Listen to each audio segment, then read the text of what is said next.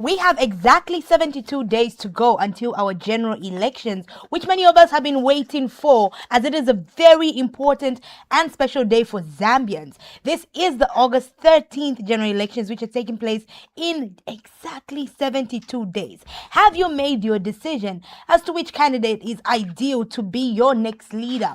What are some of the things that you are looking at in regards to picking the right person to lead you? Welcome to the Breakfast Show. My name is Mainza Mbala, and the Royal Breakfast Show always comes to you every single morning to keep you up to date with what is happening in the country and just to unpack really interesting stories. Now, you're watching us on DSTV channel 277, Go TV channel 23, 89 on Top Star 543 Star Times. We are also live on Facebook and YouTube, and that is CrownTVZambia. We want you to be a part of the conversations we'll be having this morning by simply sending us a text message or calling us on 0979-958392. That's 0979-958392.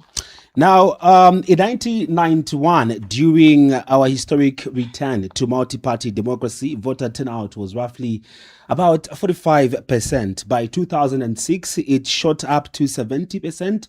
In 2021, we saw lines wrapped around schools hitting over 70% again. This year is that particular time where we are yet to decide, as of the 13th of August, what the future of Zambia looks like for the next 5 years.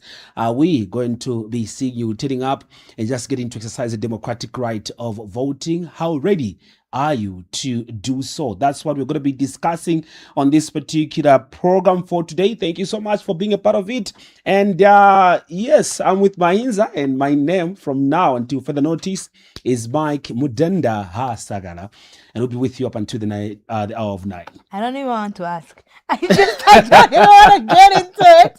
I don't want to get into it, but we won't pack that, until Mike, further notice. Because Mudenda, until further notice. My name is Mike Mudenda Ha Sakala. Okay. Yeah. All right. Well, it is 6:30, and we would like to get right into the news. So we will go on a very short break. When we get back, we get into the news.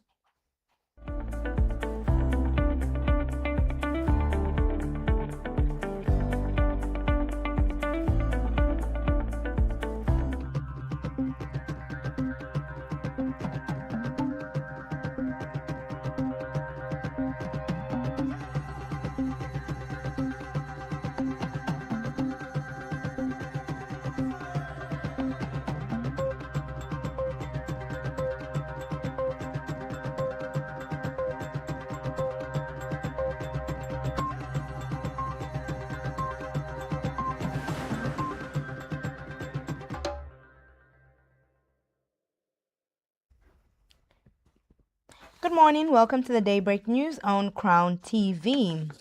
Miracle Impact Ministries overseer Bishop John Nundwe, popularly known as John General, has told the Lusaka Magistrates Court that he was lured to a woman's house under the pretext of receiving a gift and conducting prayers, only to find himself allegedly stripped naked at gunpoint, threatened with public humiliation unless he paid 1 million kwacha.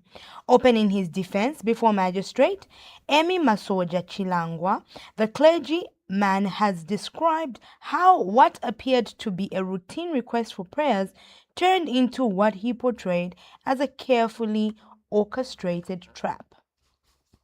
For more than 2 years, one question has lingered in the public space. What exactly is Bishop John Nundwe's version of the story in a case that has remained sealed in running for his life naked in 2023? The silence has finally broken inside the Lusaka Magistrates Court, where the Miracle Impact Ministries overseer, popularly known as John General, has taken a stand to give the side of the story. The matter relates to allegations that on the 22nd of November 2023, a married woman of Matero was raped at her residence in Lusaka during a prayer visit by the clergyman. According to the prosecution, the complainant had invited the bishop to her home for prayers over facility challenges, but was later alleged that he forced himself on her inside the bedroom after instructing her to fetch a Bible. The state further relied on testimonies from the complainant, who told the court that she believed penetration occurred despite her not seeing the penis directly, and from her husband, who told the court that he arrived home and found the accused raping his wife. Taking the stand in his defense before Magistrate Amy Masoja, John General has denied the allegations and gives a different account of what transpired on that day. He has told the court that earlier on that morning, he was contacted through church channels by a woman who claimed she had received blessings through prayer and wanted to present gifts, including money and a vehicle, to the pastor, while also requesting for prayers at her home. According to his testimony, arrangements were made for him to meet the woman and later traveled with a fellow pastor through directions that led them to 6 miles in an area called Jamaica before arriving at a house. He says upon arrival, the woman was found by the roadside, waiting for them. She asked to join in a 2-seater vehicle that the clergyman was in, even suggesting to sit on the laps of the other pastor who was on the passenger seat. The pastor has narrated that the woman was then carried on the boot because that was the only available space in the car. When they got to her house, he was initially received into the premises by 4 vehicles, including a Land Cruiser, Pajero, and other vehicles to pick from.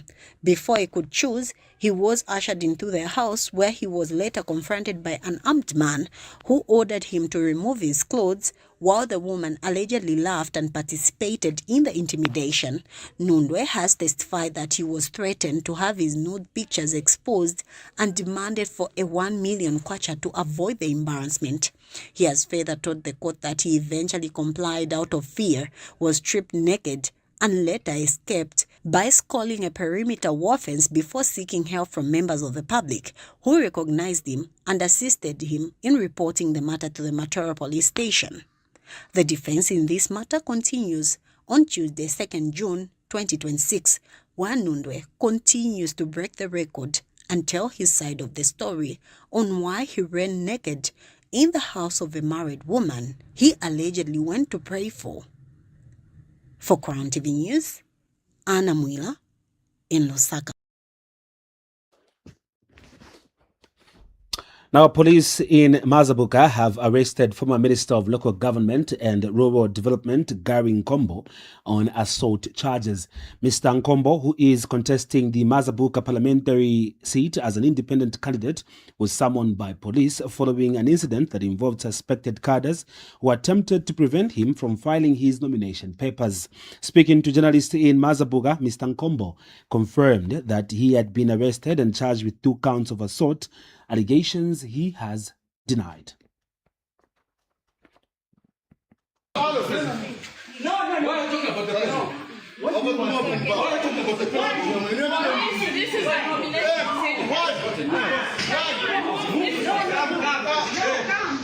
Former Minister of Local Government and Rural Development Gary Nkombo has been formally charged with 2 counts of assault following an incident that occurred during the filing in of nominations for the Mazabuka Central Parliamentary seat. Mr. Nkombo, who is contesting as an independent candidate, was summoned to appear before Mazabuka Central Police in connection with assault allegations arising from disturbances that took place on the day he filed his nomination papers. The incident attracted public attention after Mr. Nkombo was attacked by suspected UPND cadres in full view of the police officers who were providing security at the nomination center. Following the altercation, Mr. Nkombo reported the matter to police. However, he was subsequently informed that a separate complaint had also been lodged against him, accusing him of assault. On Monday, June 1st, Mr. Nkombo appeared before police and was formally charged with 2 counts of assault. Confirming the development, Mr. Nkombo says he is prepared to defend himself in court and is confident that the judicial process will establish the facts surrounding the incident. It is true that an arrest has been effected with 2 counts of assault, which count we have denied, and we are going to go to court to defend ourselves, and we are very hopeful that justice will prevail. For now, as you know, we all know that I'm not a media freak. I don't like talking to the media unnecessarily, but just to confirm that an arrest has been effected. I have been represented by Mr. Beauty Shonga, State Counsel, and 3 other lawyers, Dr. Brian Kaba and two other gentlemen, Mr. Meanwhile, Mr. Nkombo has expressed disappointment over the manner in which he has been treated, saying he never expected to find himself in such circumstances involving people he once regarded as close friends and political allies. He says the developments have been personally painful, adding that he is hopeful that the matter will be resolved through the courts. From my end, if I knew then what I know now, I'm sure I would have behaved differently. And that I personally did not see the future to be like this. And I can only say that from my eyes, the future is no longer what it used to be. Thank you. For Crown TV News, Tawanda Munyuki. In other stories, the United Progressive Party President, Xavier Chimba, has declared that Zambia is best served by continuing under the leadership of the United Party for National Development. Dr. Chimba says the ruling party deserves the opportunity to build on what he described as the good works already underway, stressing that consistency in leadership is important for sustaining national development initiatives.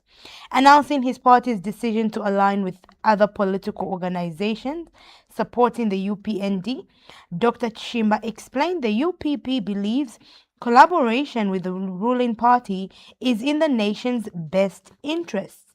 He notes the alliance reflects a shared vision for Zambia's progress, stability, and long-term development.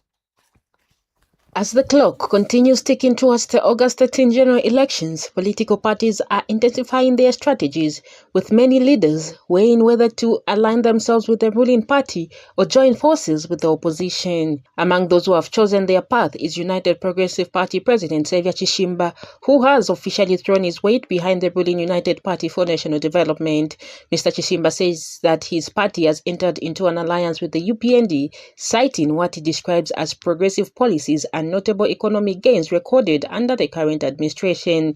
He says the development agenda initiated by the UPND should not be interrupted, but rather be given an opportunity to continue for the benefit of the Zambian people. Tetona ule chipi tsimocho mwenu. Shenga bakulenga ndange pichikolonga pino. Twesa mukona ule. Bisa uli chiwelewele. Mukani ste welewele obo ko na ule chimtu chiweme. To those who call this as a betrayal, I said, the betrayal would be to keep this nation divided for the sake of our own relevance. The betrayal would be to oppose progress simply because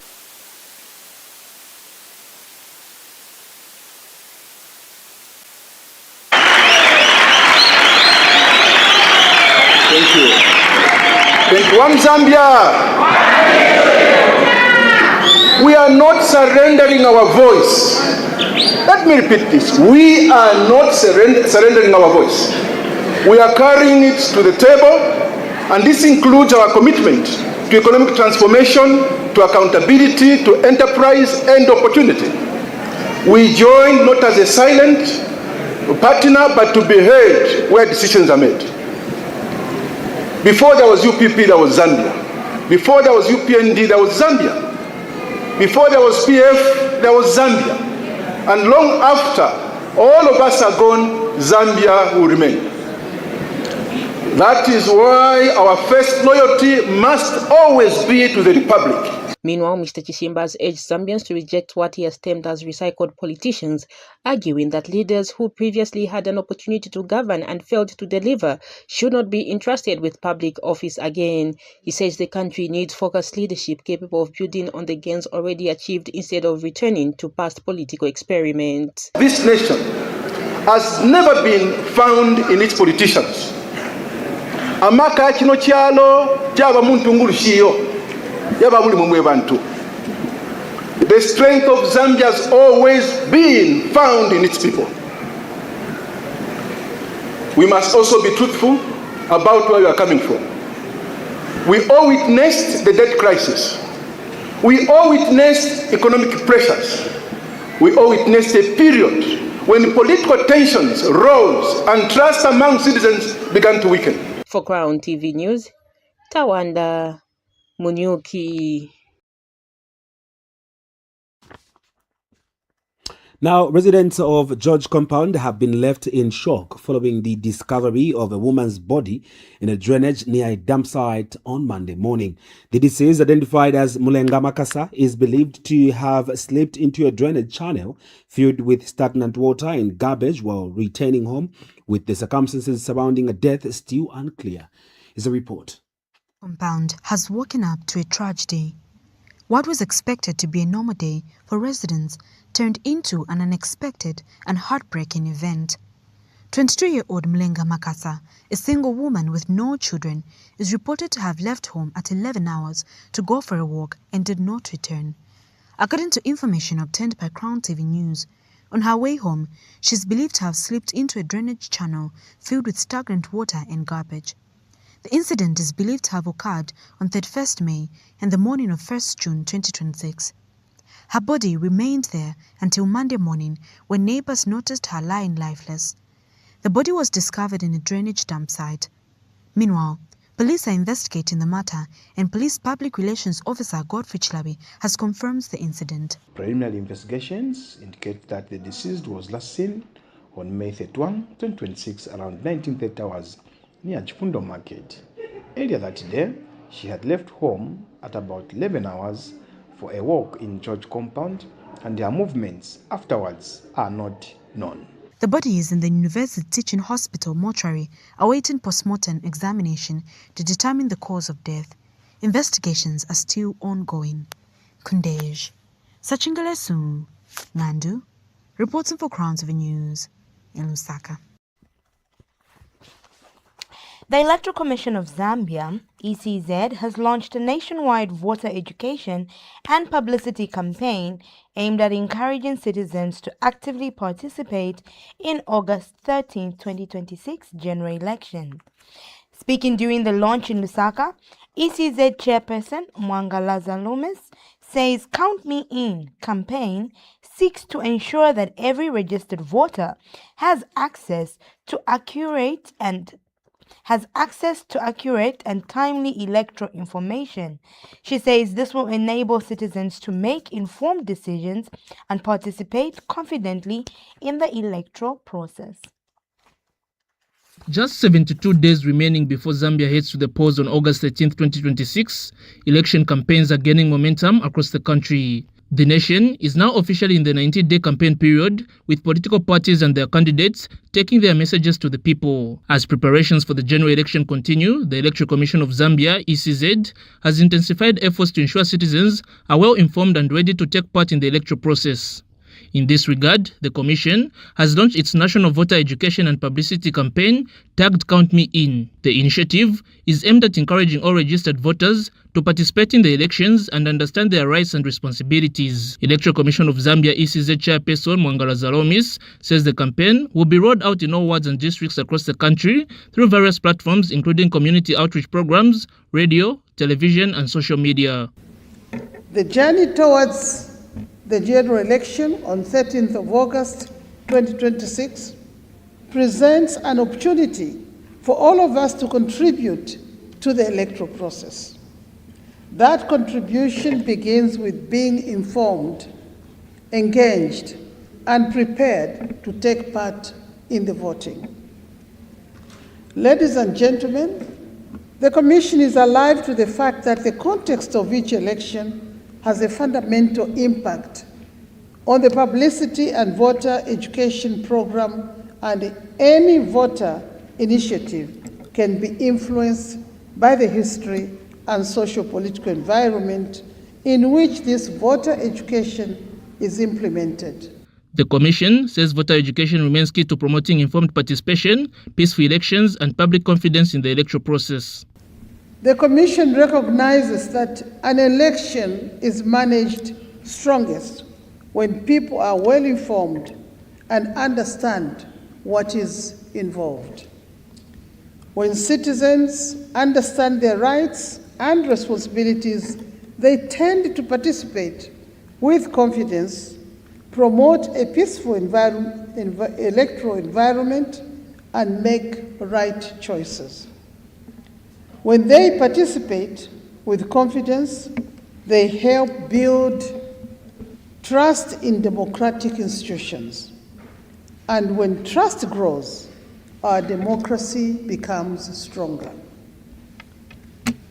This is why publicity and voter education remain among the Commission's most important tools or strategies it employs to discharge its responsibilities. It has since called on political parties, civil society organizations, faith-based groups, and the media to support efforts aimed at encouraging citizens to take part in the upcoming polls responsibly. Reporting for Crown TV News in Osaka, Chanda Mwango.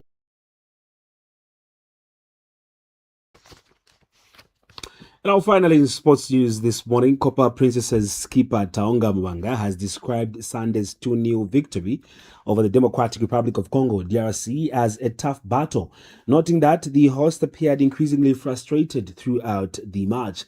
Mwanga explained that the Congolese side struggled to maintain composure at key moments, while she and her teammates stayed focused on their mission.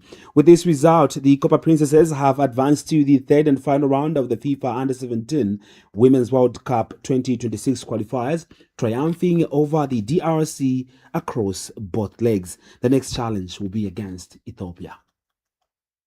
Bwana frustration di kamba although states mbele kamba diaka na ngube boda wakupushinga wazafuna wakudiake wachite bwanji yesina ma frustrations yambili manigi despite ma challenges yaja sinakuwa nishita kustari group ndasebenzela hapo pale ma challenges yaja then kuma last ndipe tina botamba kutea mushe then takwanza na kulonga na 2 goals munga mwetina tela petina yamba tina yamba bwini tina yamba munga tenzina manda then okay tina yamba chelo bora but pete tina kambisana tangana confidence then napaneva na lema ndipete tina kwanza kutiyambe kutea and petina botamba kubatesa tina kana confidence petina faka bora pansi ndipe tina kwanza kuti te bora ya mushe tikwanza na kulonga na magozi.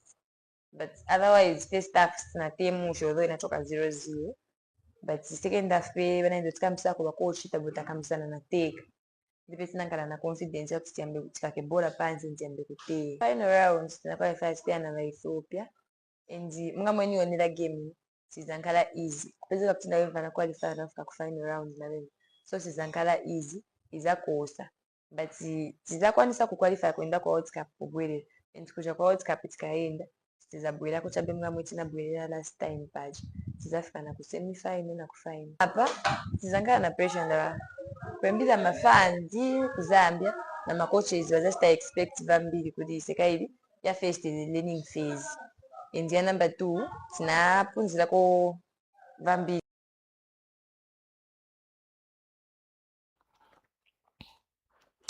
And that is the end of today's Daybreak News. Thank you so much for watching. Be sure to catch the media news at 12 hours, as well as our grand news at that time in the evenings at 10:30 hours. For now, let's take a break. When we come back, we continue with the Real Breakfast Show.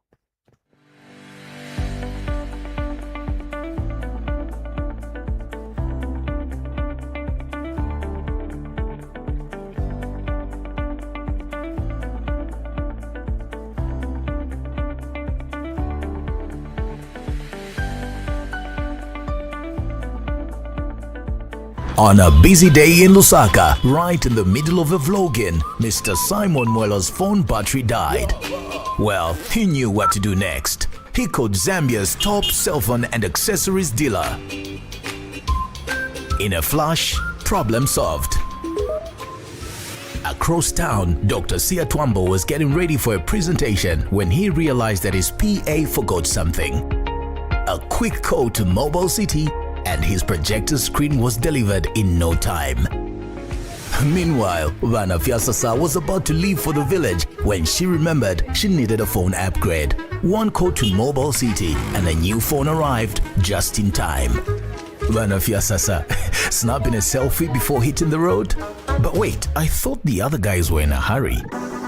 For free, fast and reliable delivery, trust Mobile City. Beware of scammers. Mobile City Delivery. You order, we deliver. This June, step into a bigger entertainment experience with more to love on us. We're talking more drama, more action, more unforgettable stories, all waiting for you. All hands on deck. We're opening up our world of entertainment so you can view more. Good job, partner. This June, pay for your current DSTV subscription and we'll upgrade you at no extra cost.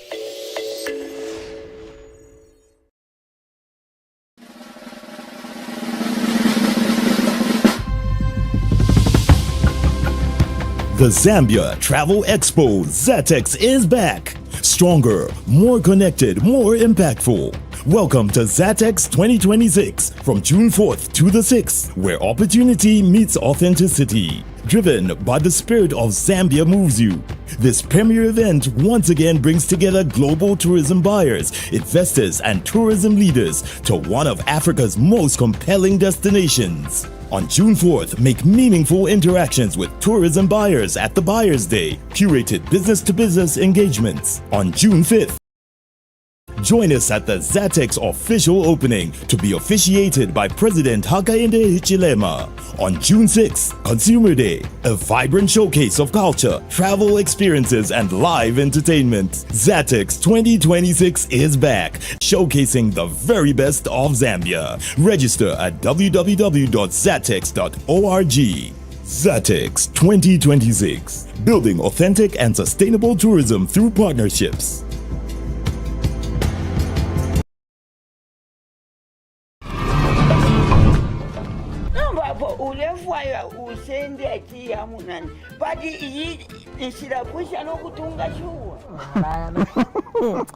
Alala kentrande na imwe. Mbala nwamingisha nomba mnganda? Ha? Mbala nwamingisha mnganda? Tabaina pa kulala yero fibo filifulu. Tabana ufuningala la mwanjini. Na laisa vemwiza kamana. Fibo filichalo kense kukosa vendasa kama na fyomwe. Abantu abalefu efyupo muno mu kyalo bengi sana. Nomba ina wamwisa nali upo hapo. Ine ne ali kunombera ine pano wafe. Olwo abantu abaleta mboti bakweva. Atukweva ati ine nshau papo. Nshakwatapo mwana. Ine ninjipelesha kulima ngamuli serious. Munjo ati ndi serious. Kozi ine shirafu kusebana ku kyalo. Kuti wana pa beneka. Ibo mwefa kupa ine. Ngakwalo mwana kashuwa isunga pano pa kyalo. Pona aba.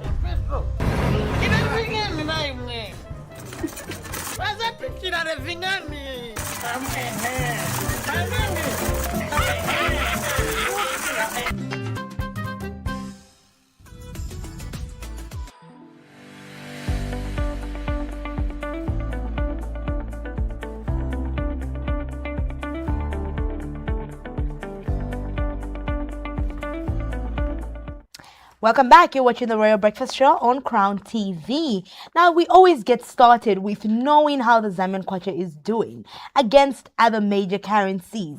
I know that many of you might have some money that you've kept and would like to change in case you're traveling or considering traveling. What a good time to be able to see how the Zambian kwacha is doing against most of the major currencies. Now, keep in mind that these rates are indicative and they do vary from bank to bank. So do not be shocked if you do go to your next bureau, next bank, and it is not the same rate. But as at 6 a.m. this morning, let us have a look at how our money market looks like this morning, 2nd June 2026. Mike, it's always interesting because we have been keeping an eye out very closely on the United States dollar just to see how it's been doing, and it looks like we're still safe within the 18 kwacha mark. So the United States dollar is currently buying for 18.03 and selling for 18.34. The South African rand is buying for 1.10 and selling for 1.12.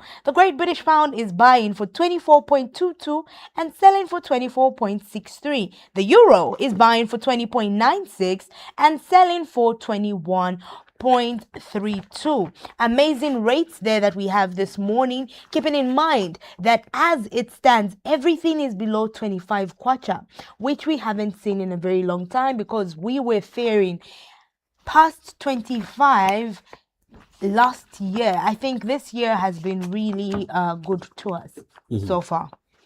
It has really been a very good year, and just like you rightly put it, we are seeing to the fact that the Kwacha has continued to maintain that particular threshold. As of today, those of you that are going to be visiting various bureaus, you expect to finding it getting to be somewhere at 18.18.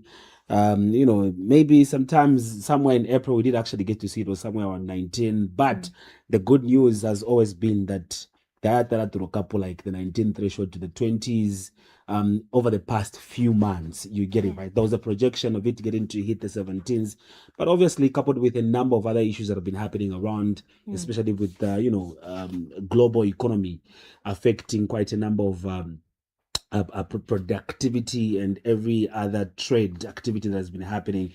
We see it still getting to maintain that particular 18 trademark, and it has been regarded as one of the best performing currencies for the year 2026. And so the copper prices on the international market plus other attributes as well have actually continued to contribute to its strength against these other major currencies. So we're only hoping that a day will come when it's 17, 15.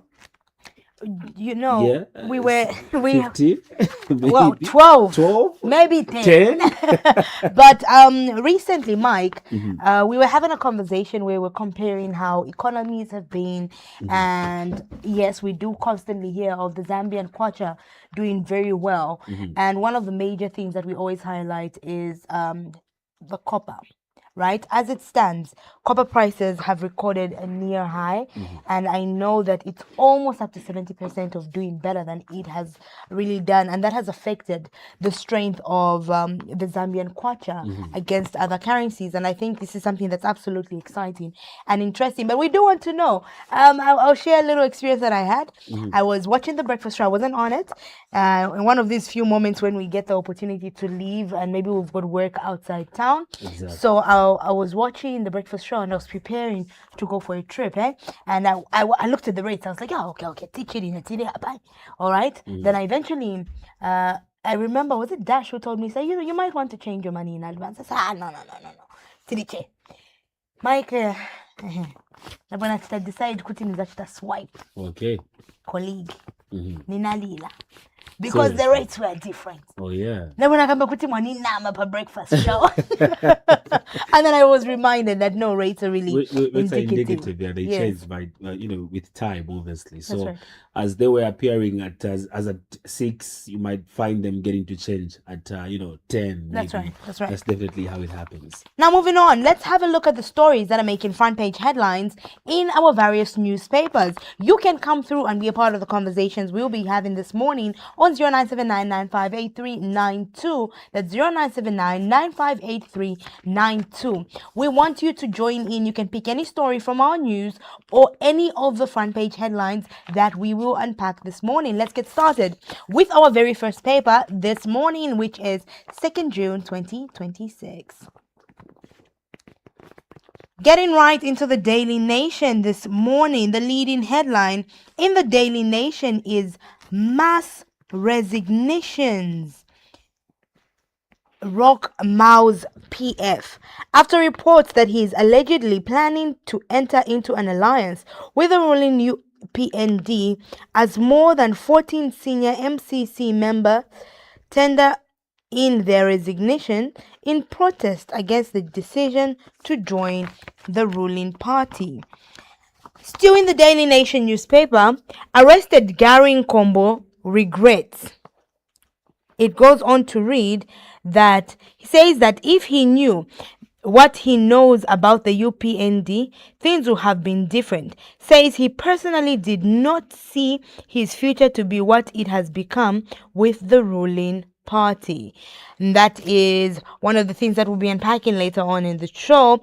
Guilty as charged, pleads Kamwili in a matter in which he is charged with exiting the country without lawful authority to seek medical treatment in Zimbabwe. And real ECLPF, not with Maus, but Tonse Pamozi. And that is Chisanga, by Chisanga. Those are the headlines that we do have in the Daily Nation newspaper this morning. That's what it looks like. The number is 0979-958392. That's the number that you're getting to use for you to get in touch with us on and let us know what your thoughts are this particular morning, the 2nd of June 2026.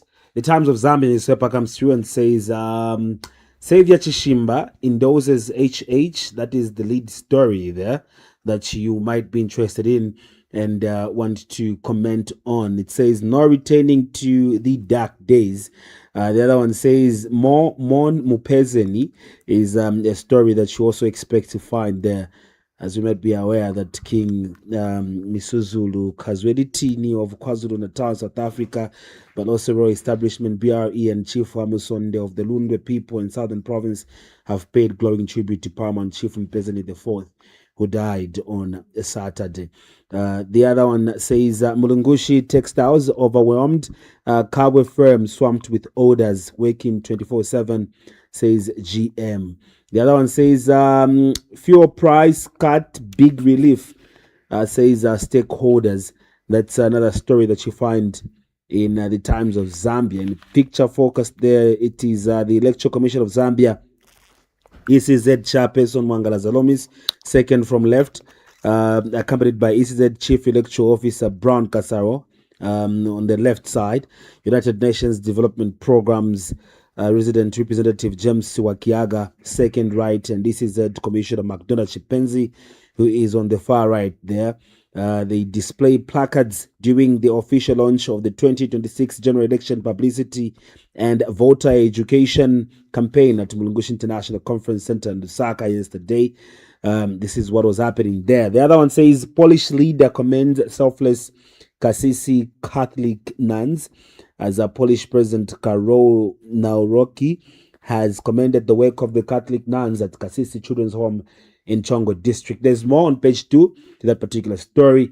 The other one says, the king is dead, long live the king. The king is dead, long live the king. Paramount Chief Mpezeni IV, the king of the Ngoni people in Zambia, is no more. He died not in the way of a warrior chief in battle, not through an dedication, but in the brightly lit of corridors of a medical facility. There's a full story on this particular one. It continues on page 8.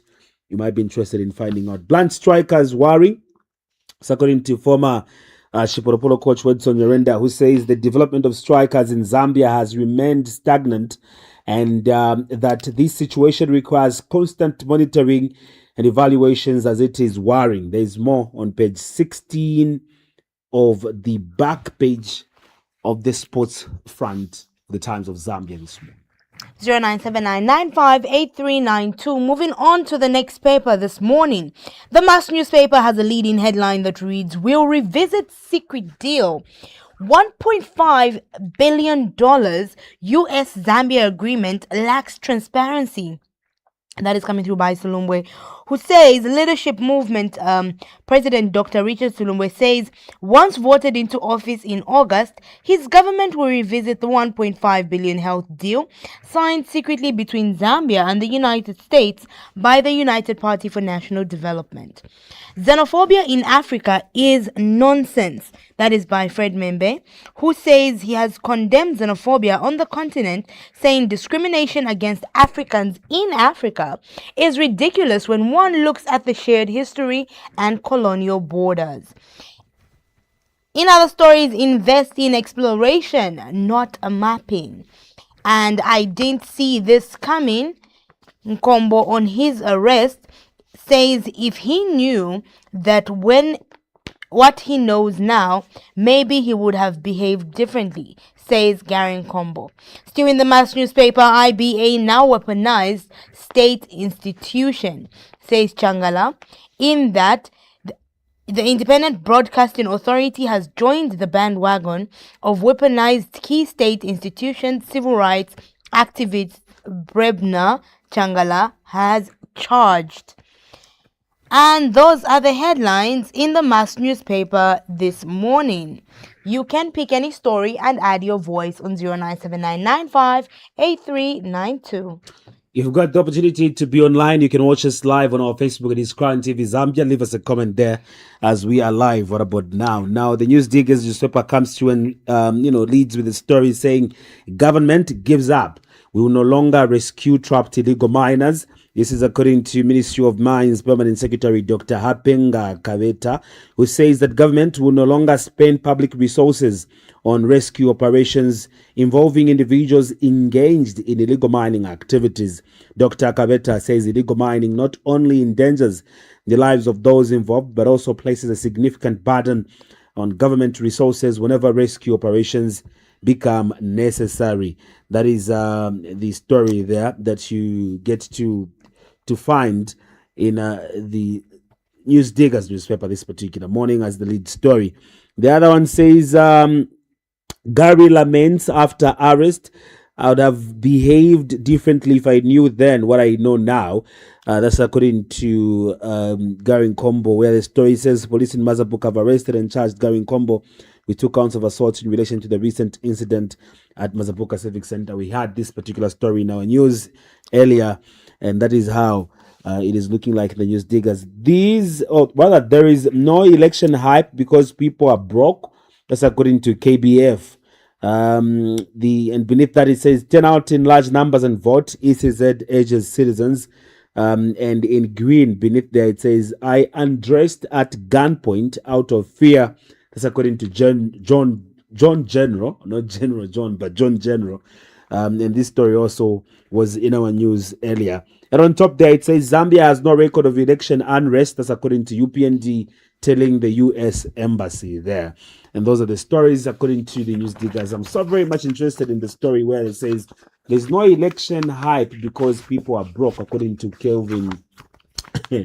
Now, do you know why I'm so interested in this particular? I think I should tell you this. Tell me. There's the most sarcastic post you ever come across on Facebook today was by Jito Kayumba.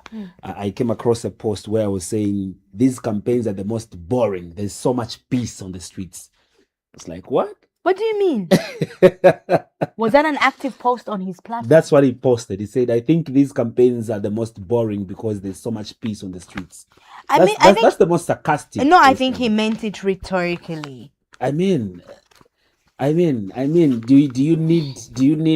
you need violence for you to be like? No, I don't think he was trying to instigate that. I know, right? But in some ways, he was trying to. I think that he was trying to put across the fact that we've managed to deliver a very peaceful campaign, and this has never been seen before. Probably that was what he was trying to put across. I think that's why I call it the most sarcastic. Before we unpack that, let's move on to the Daily Mail newspaper this morning. The leading headline is Zambia launches voter education drive.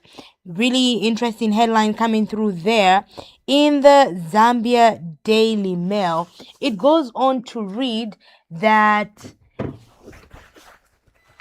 urges political party leaders to drive to disseminate accurate information. Still in the Daily Mail, Polish president pays tribute to Kasisi Children's Home. Second round of polio jab campaign on.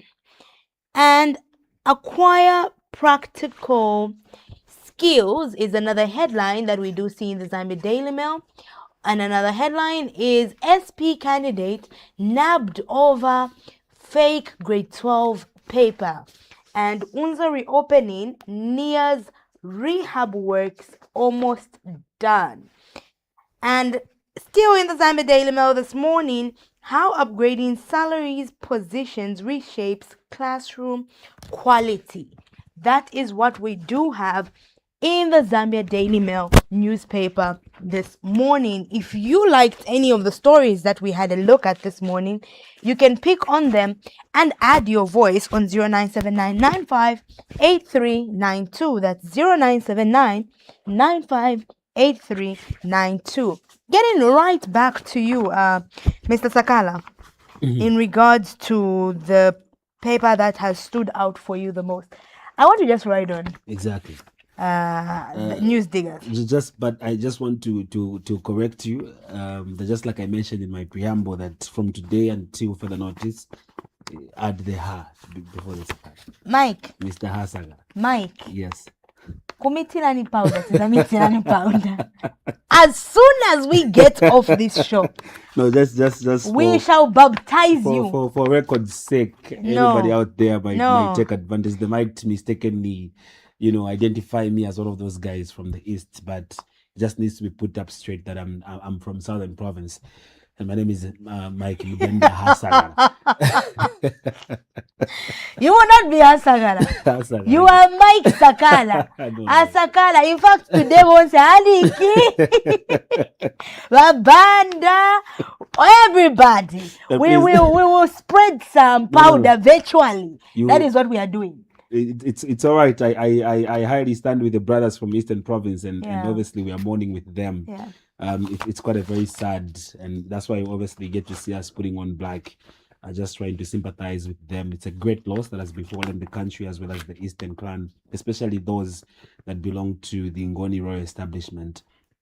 Yeah, so us from the Southern Province, us from the the Bolozi Plains as well, elsewhere from the Lubembas, we are together with them, even as they are getting baptized by these Bemba colleagues of theirs. We are with them. But you were mentioning, obviously.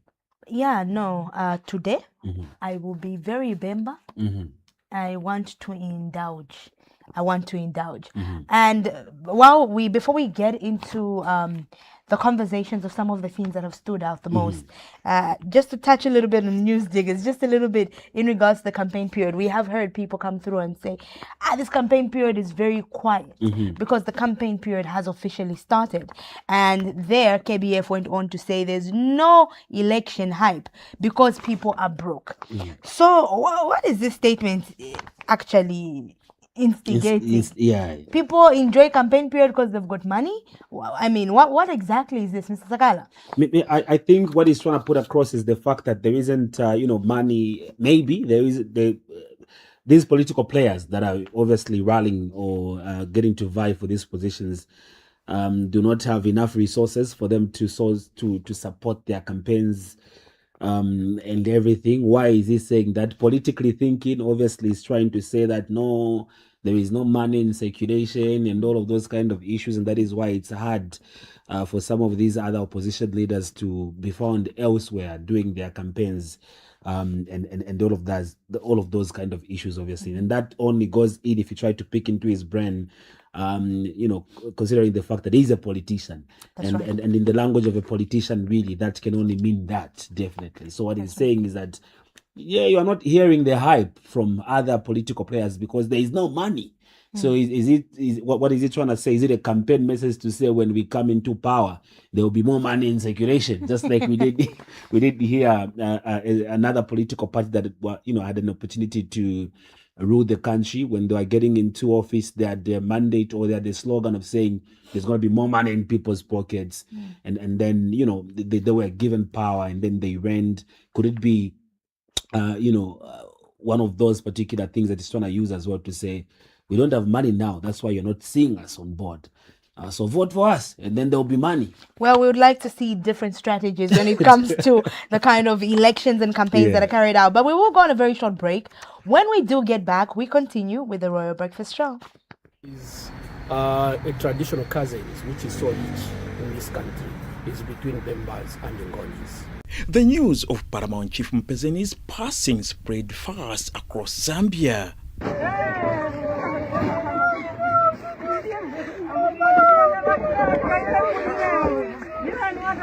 In Eastern Province, Ngoni communities went into mourning immediately. In Lusaka and on the Copper Belt, scenes unfolded. Bemba mourners walking up to people from Eastern Province and smearing their faces with white powder. Social media recorded it. Social media as well debated it. Some called it harassment.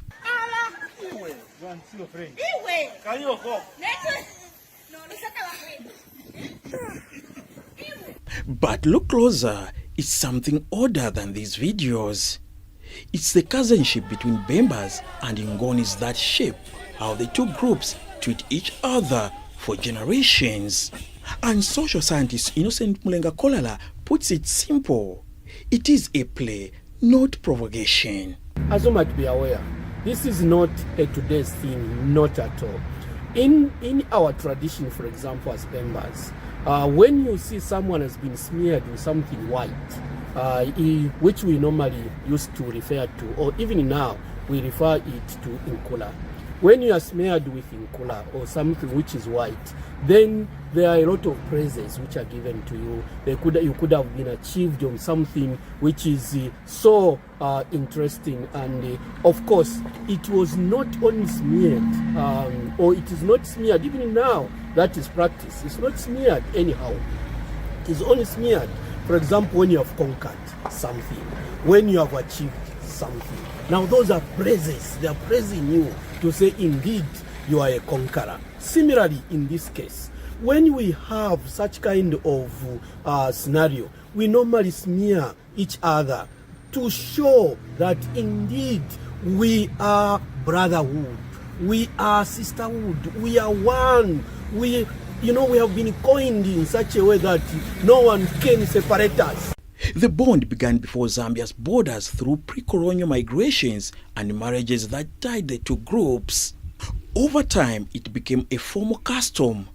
Each group was given license to tease, to mock, even to demand beer or money from each other, but only in jest, only without malice, and never with harm. I'm here. My sister. No. Civic. I'm to you. Bunda, how are you? Well, thank you. How are you? Wait. Oh, okay. No, he has done. He has done the US. Yes. It says the moment it turns bitter, it stops being cousinship. But it's just something which is trying to strengthen, of course, our traditional culture, and to this effect, yes, there could have been those who might have been complaining, why following us in the offices, why following at the market or where we are working from. Yes, tradition has no boundary. We can go anywhere, we can fish you out, and we are still coming.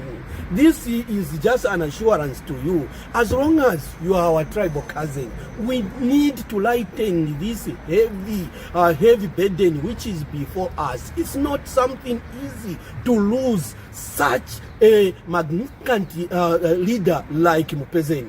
Run away. All those times I've been looking for you. Because you are very clever. Can you go and sue me? Funerals are where tradition becomes most visible. Grief is heavy, so the role of Ichibushikulu lighten up. Bembas will rub flour or powder on Ngoni mourners. Later, Ngoni will also do the same to Bembas when their elders die. It also breaks tension, turning tears into laughter while reminding both sides they are family.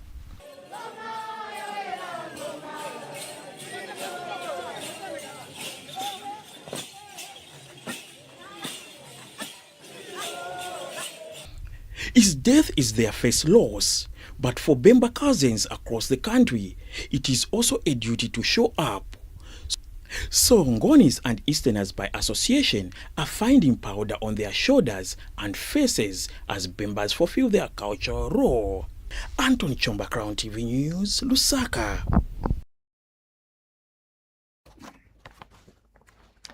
Now, we do know that the Ngoni-speaking people are mourning right now, and the Bembas have taken time to just make sure that you take in this moment, show some love, cousinship, and smearing of powder, which is something that we do see happens at a time of either rendering a blessing, at a time of also extending a way of sympathy, and just to show a sign that we are together in all of this. Mike, today, going forward, is choosing to be Sakala. But what do you mean? Today? I've always been. You've never been. I've always been. You've never been. It's not like it's just today. You've never, Mike. Come on now. Mike. No, should I bring my NRC? What about now? I think somebody should pass me my NRC. What would be good is we display it for our viewers to decide what your true stance is, because you are trying to play something. That's a very confidential document. I wouldn't display it on TV, but obviously, trust me. After this, I'm going to show you my NRC. No, I don't want to see. I am from the southern. I was born and bred in the southern province in Livingstone. I have always been a Sakala since time immemorial. and you guys won't change me now. Now, yeah, you won't change me now. Now, hear me out. How this actually works, and I know most people try to avoid this in the sense that it seems it just doesn't make sense. No, I know you're defending yourself it right just now, doesn't make sense but let's not defend it ourselves. Look at this. A surprise attack is how it's supposed to take place. No. The reason to why this is so important is it's one of the signs of unity. This tribal play that's there. Okay, Mike. It's something that's absolutely beautiful, and it also allows the atmosphere to shift a little bit, especially in moments of tension. Before you come in, I like this act a lot, the smearing of powder. Do you know why? Why do you like it? It is the highest indication of what? That tribalism is not a thing in Zambia. That's one. It is also the highest indication. We are a country with 73 tribes. 73. It does show that we've always been a united people. We always love one another. We always support one another. This is why Kwabe Chimbuya, cousinship, right? Because if we were divided people, we wouldn't have cousinship as a conversation. So you're not supposed to revenge during this moment. It's never supposed to go out of control in the sense that you start having real disputes as a result of this. You're supposed to embrace it because it is a very light moment. I think I like that. It's just now it's being documented. The very first time I experienced Ichimbuya was on my maternal side. There's Mongoni speaking people, right? And my great grandmother had died. She lived a very long time. So grateful for that. Mama, they were not spared. The Bembas did not spare them. That funeral was something completely interesting. And I explored that and experienced it for the very first time at a very young age. But I realized because of that atmosphere, the tension of the funeral was reduced.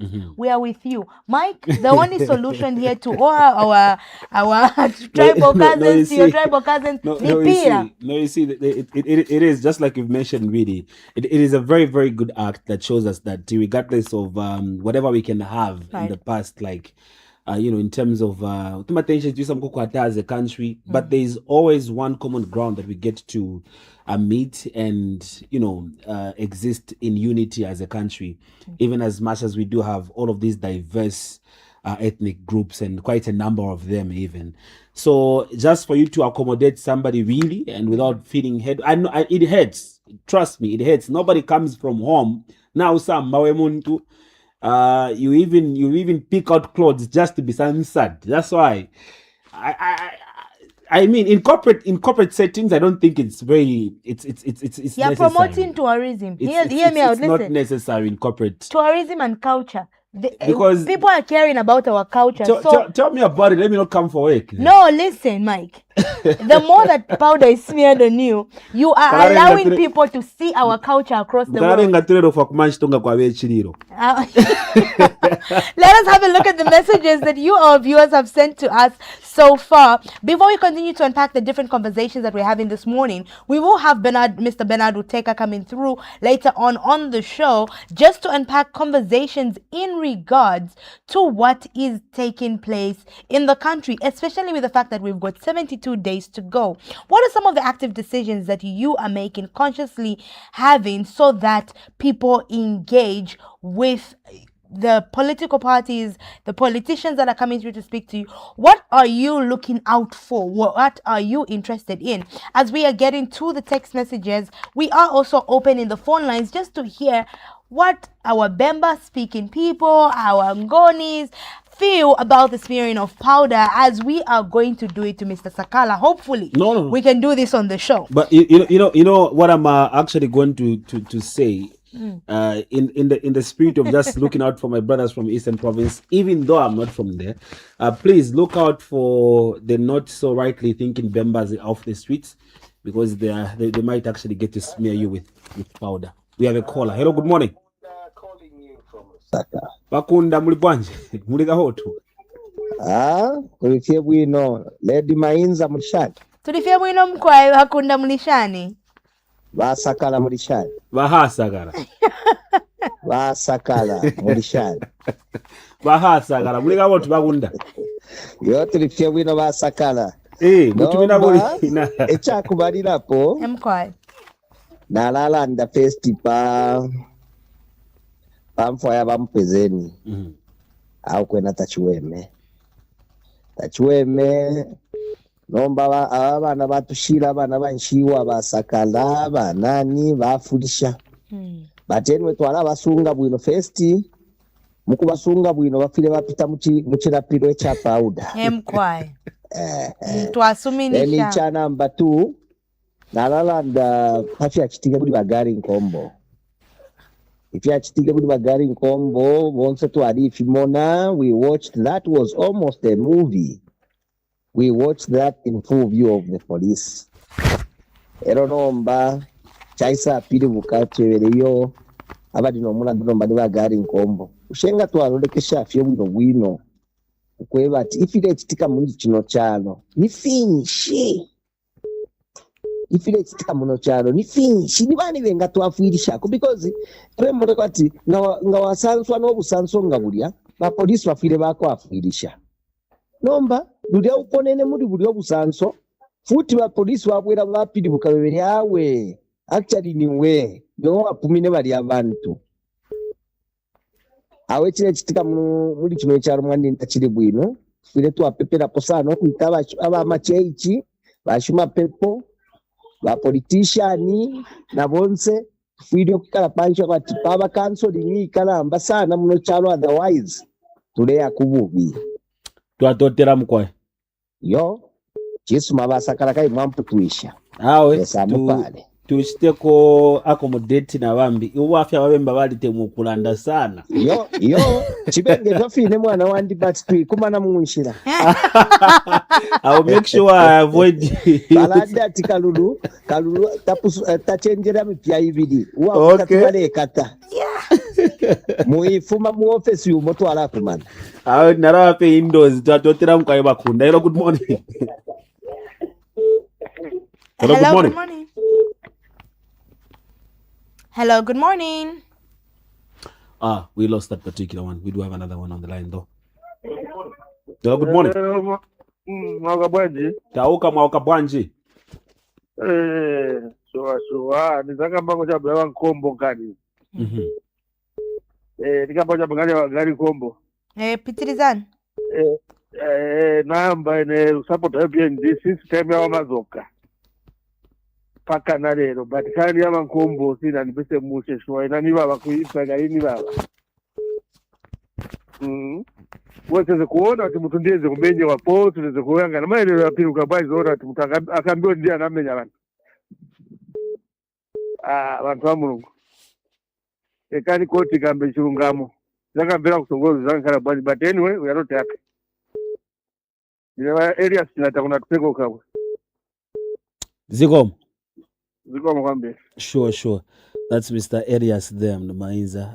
She's actually getting to, he rather is getting to lament what happened in the case of Honorable Gary Nkombo. Yes, we still accommodate your text, your calls rather. 0979-958392 is the number that you're using to call us. Let us know what you think and what your thoughts are on this particular matter and various other issues that we are discussing on the Raw Breakfast Show as of today, the 2nd of June. Hello, good morning. Hello. Yes, good morning. Mawomba shani. Yeah, mkwai mwashi weekend. Mainza mawomba shani mwashi. Tawomba mkwai mulishani. Awa wino murenda na bamwira. Bamwira munetumira kwisa? Omplongo. Okay, bamwira kuti mwawesha ko volume ku TV pakutira twamyumfa fe bwino. Mayo ni fumiana kofi. Okay, twatotela mkwai kuti mwapitirisha. Ene ndefu kula ndefu kwa ndabari ya wa KDF. Mkwai. Ira ndiro KDF na baranda febu. Manga matu mwe campaign muzambe po ya opo na afyari ofisa kana bari lero mayo shakara muna pa fya mutrango ese. Kalanga mwati mumone. Ichina chiranga fya pavu tatutu. Ukwewa ati government abali polero mwenso na opitirira. Tabaleke ya abantu kwewa ba campaign free ichiri puchako kwewa tinaba kwa to mwenso. Lero na nguba chitesi. Twewe ne kuba lepo kubafumi hapo. Ala turema campaign do to doma. Retolera ala na nguchinga befi. Ikyo dyano bya kwewa ati. Ile wamuno kutya chichindu watakwa tinachiwama. Tachiweme because ngamatima mwana mwana waisirize na wale tuma alete bako celebrity bill 7 to alichishive lelo lesa imali yotola mayo chonyanira kutiro kwa namwe wachitete ya musango shani ukufuma kwena ofile bafuma mwayo to wati utela tukweti ba opposition atukwatenda na manomba baba walinga bati ngenkala muya kwa tinga yawu mapano panono yaika dito sitabale fwa ni competition abantu na tubesha bali UPND kuto kuna bagali nkombo no bakapokola abali pale amayo balepa kuto bagali nkombo bafwe ilija pa ududu natira ngukira balepa bagali nkombo uko batu bafanda kubula abakashi ngakare ngabali tenena no manga takuti umudongo batafija ngo watima mutundumbi mayo no watima mutundumbi sote walepo ine namuno kutira bagali nkombo balepa kuto bagali nkombo batetinshi bafwe because umuntu ni self defense yale chingiriro mwine ukusa mpero mwandu wakubati awe ni asoti mwe bantu bakwalesa musheba shamfumu tuleya kwisa mwandu tukwatira niko tunomo kuti wala tawale cha msango eti nango wala tuwira ni nani aho chalo cha Zambia ndio wala chikanda wako tatu wapoka amakota mama bombe bwino twatotela mkwai. Thank you so much, Mwira Wesu. Thank you for calling us and letting us know what your thoughts are this morning. Hello, good morning. Good morning to you. Yes, how are you doing? Fine. Your name and where you're calling us from? I'm Mr. Twanga calling you from Eastern Province. Mr. Twanga? Yes, I just want to comment on the issue of cousinship between Bembas and Easterners. Yeah, I think the smearing of powder is just too much.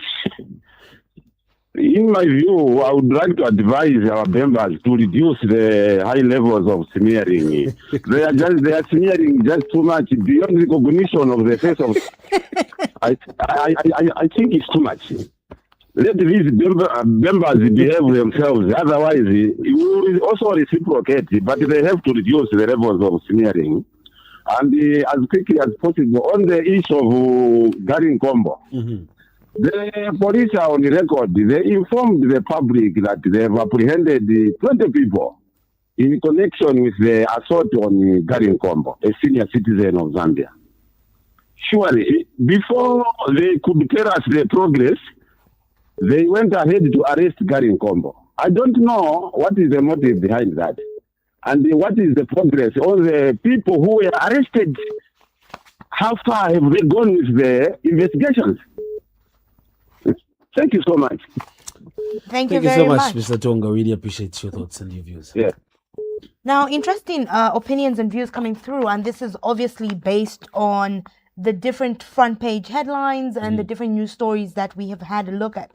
But we are still talking about different interesting topics, one of which is we're 72 days away from our general election. What is your opinion on just the general atmosphere, and are you prepared to vote for your incoming candidate or the candidate that you are thinking is ideal to be your next leader? And also in alignment with this, we did know that Honorable Garin Combo was apprehended yesterday. He was arrested and released later on during the day, where he did give a statement. Let us have a look at the news story, and also, just for the sake of some context, let us have a look at a video that would just help us be able to see what exactly happened and transpired on the 20th of May when he did go to file in for his nomination as an independent member of parliament for Mazabuka constituency.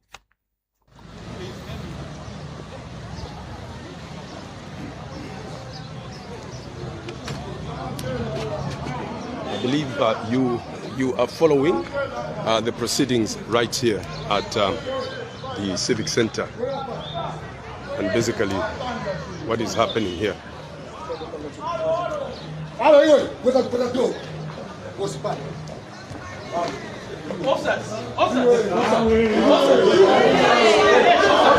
This is exactly what is happening.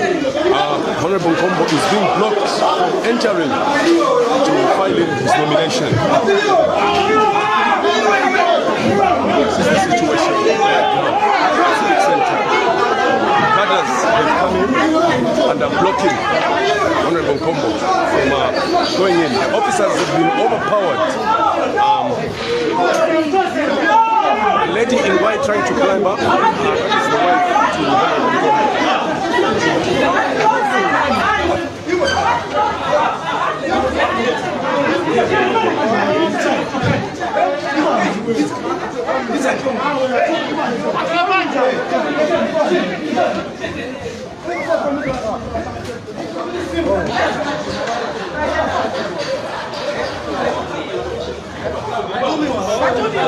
Fortunate enough, the officers have managed to separate the cadres that had come to disturb the proceedings right here. Information here in the background, but the things are not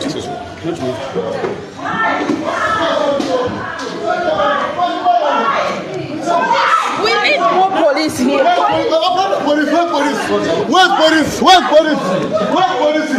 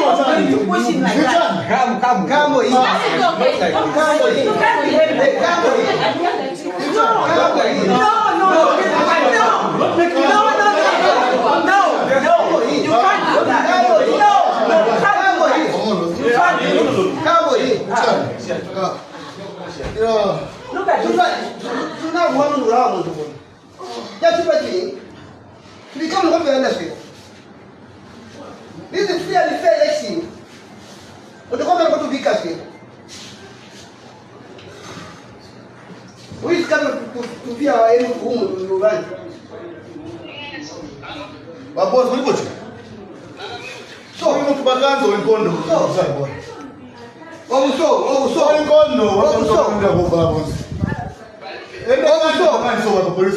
Build damage. Now,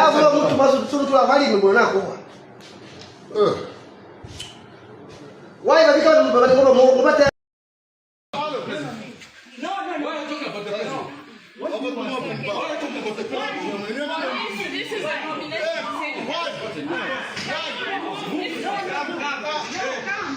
Former Minister of Local Government and Rural Development Gary Nkombo has been formally charged with 2 counts of assault following an incident that occurred during the filing in of nominations for the Mazaboga Central Parliamentary seat. Mr. Nkombo, who is contesting as an independent candidate, was summoned to appear before Mazaboga Central Police in connection with assault allegations arising from disturbances that took place on the day he filed his nomination papers. The incident attracted public attention after Mr. Nkombo was attacked by suspected UPND cadres in full view of the police officers who were providing security at the nomination center. Following the altercation, Mr. Nkombo reported the matter to police. However, he was subsequently informed that a separate complaint had also been lodged against him, accusing him of assault. On Monday, June 1st, Mr. Nkombo appeared before police and was formally charged with 2 counts of assault. Confirming the development, Mr. Nkombo says he is prepared to defend himself in court and is confident that the judicial process will establish the facts surrounding the incident. It is true that an arrest has been effected with 2 counts of assault,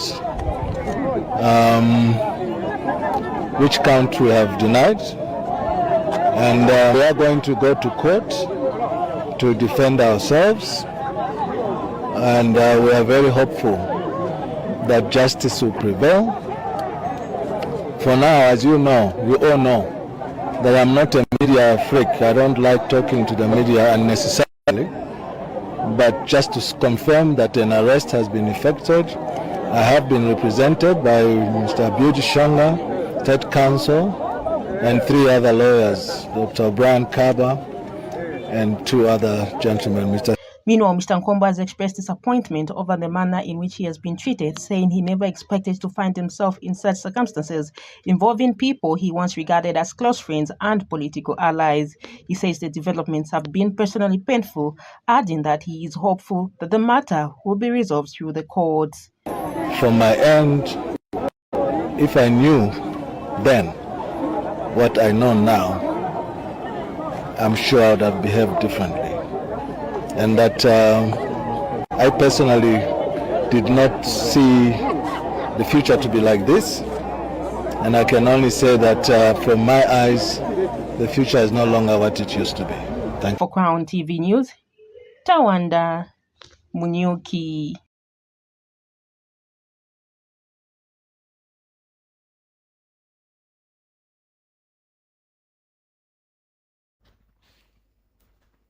That is what took place on the 20th of May 2026 when Honorable Gary Nkombo went to file in his nomination to stand as Member of Parliament, aspiring Member of Parliament for Mazabuka on an independent ticket.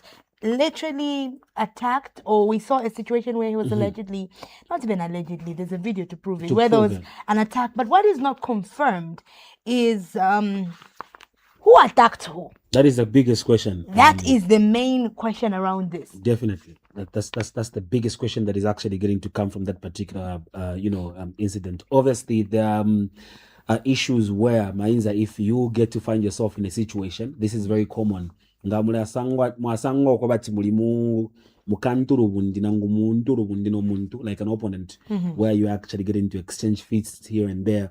Whoever was involved, either of the both parties can actually get to run to the police and report the other person, of maybe issues of assault and issues like that. And even the other person as well has got another, they do have the right as well to go elsewhere and report also that they were assaulted, that particular friction that happened. So now this is a situation where this case was in full view of the general public. We did get to hear that the culprits or the people that perpetrated that particular incident were arrested, 20 of them plus also. And now, even in the very, very, very, this passage of us getting to find out what is now obtaining with regards to those who were arrested, we do get to hear that also Honorable Gary Nkombo was summoned and was being charged with 2 counts of assault in that particular altercation that did take place. Now, that's why you and I are asking ourselves, but who was on the wrong side of the law? Here's Mr. Nkombo with a ripped shirt. Here's Mr. Nkombo. Obviously, the video we did see getting to be blocked from, going further to file in his nomination. We see an exchange of, hands here and there. And it's a very complex issue that we are waiting to see what is going to be happening now going forward with what the police are going to. I mean, it's supposed to defend their case in terms of the case of Gary Nkombo is supposed to defend his case. What happens after that? What does this interpret into?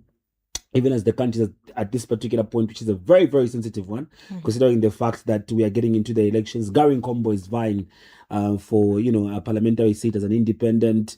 We know that he has got a history with the UPND. The UPND have made it point blank that they don't want any member that is associated with them to go independent. All of these kind of issues are getting to sum up what people might get to think, to say, what is really going on.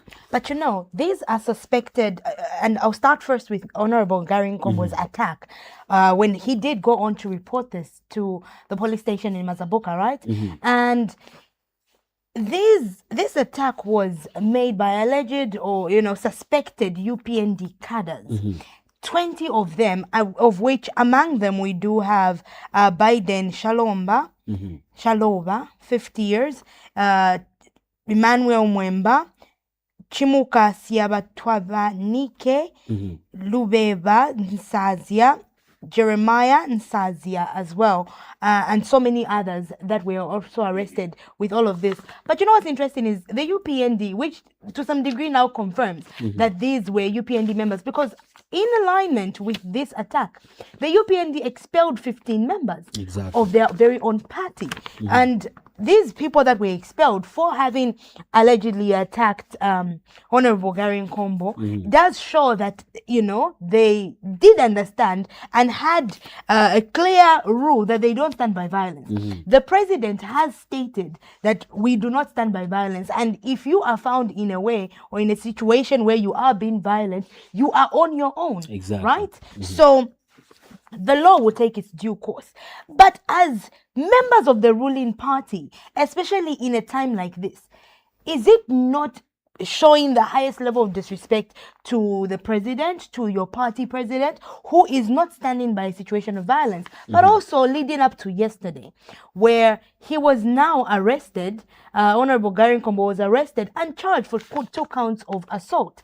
So as you mentioned earlier, Mike, where you said 2 different people can go report regarding one instance and one incident, and in addition to the second report was that there was money that was actually missing. If we stand to be corrected with this particular statement, what does this entail? We'll have a look at the statement that was made by the police. But one thing that's really interesting, Mike, is just the fact that if you take time to look at this case, everyone's question is who attacked who. That's what would determine who assaulted who. Yes, quite all right. Honorable Gary Nkombo had his shirt torn. But as you could see, there was a swarm of people charging towards him. Exactly. He was already walking to go and file in his nomination. Which is his democratic right. It's his democratic right, yes. As But a we citizen. should, Mike, we should also highlight the fact that he still managed to file in successfully. He did. We are not disputing that there was some fracas that did take place. But the real question is, Bushe inkondo yambire pari pene. Nongukweleko yambire. You understand? Because we did see a swarm of people walking towards him. Was he not in that moment probably meant to, you know, run? And this swarm of people was coming with the police as well. The other question that stands out the most is, did the police respond swiftly and strongly enough? Because even when you look at that video, right? Civic Center, you could literally see that this alleged or suspected UPND member was actively attacking Honorable Gary Nkombo with his wife in between the two of them, and somewhat the police. Should the police have used more force? Because we've heard of stakeholders come forward and say, did the police do enough? Was there enough force? How were the police overpowered, you know, by citizens? And the question of being overpowered really is a very good question, and I don't know.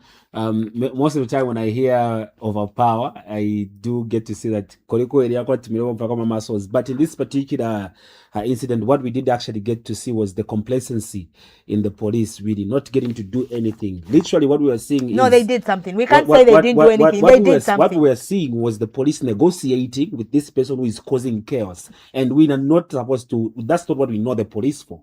If you are going to stop somebody who, according to the constitution, is obliged or has got the mandate to exercise this particular political right, and somebody is coming in between him exercising that, and as the police, you are begging with this person, and they are not begging. Mike, there's a lot of complacency, and trust me, a lot of people have actually come through and asked, what were the police doing in that particular regard? Remember that this also is an issue of a person that was involved, very much identified by members of the public, being this particular individual. But these are questions really with what were the police supposed to do right? Did they do it right? The majority of people are saying no. And after that particular incident, we did see the president getting to say, I am now getting to implore the police to act swiftly anytime that you get to have such kind of issues, which in the first place even is the mandate of the police, to act swiftly to ensure that these issues or these matters not escalate to a certain level. We can continue. No, we can continue debating that. They were there and just looking and begging. No, they were not begging. We can continue debating that. But let us have a look at the statement that the police gave out yesterday, following up on this issue. Assault occasioning actual bodily harm, Mazabuka District. The Zambia Police Service in Mazabuka District received 2 reports on assault occasioning actual bodily harm at Mazabuka Police Station on May 20th, 2026 at 11:25 hours. The incidents are alleged to have occurred on the same day at around 9:25 hours at Mazabuka Civic Center in Mazabuka town. In the first report, Mr. Biden Shaloba, aged 50, of Waterfalls area in Lusaka, alleged that he was assaulted by Mr. Gary Nkombo and his supporters. As a result of the alleged assault, he sustained a swollen left hand, back pain, and general body pain. He further reported that in the course of the incident, he lost 20,000 kwacha. In the second report, Mr. Emmanuel Mwemba, aged 36, of Nkabika compound in Mazabuka, alleged that he was assaulted by Mr. Gary Nkombo and his supporters. He reportedly sustained a swollen right little finger and a swollen right arm after he was allegedly struck with unknown objects.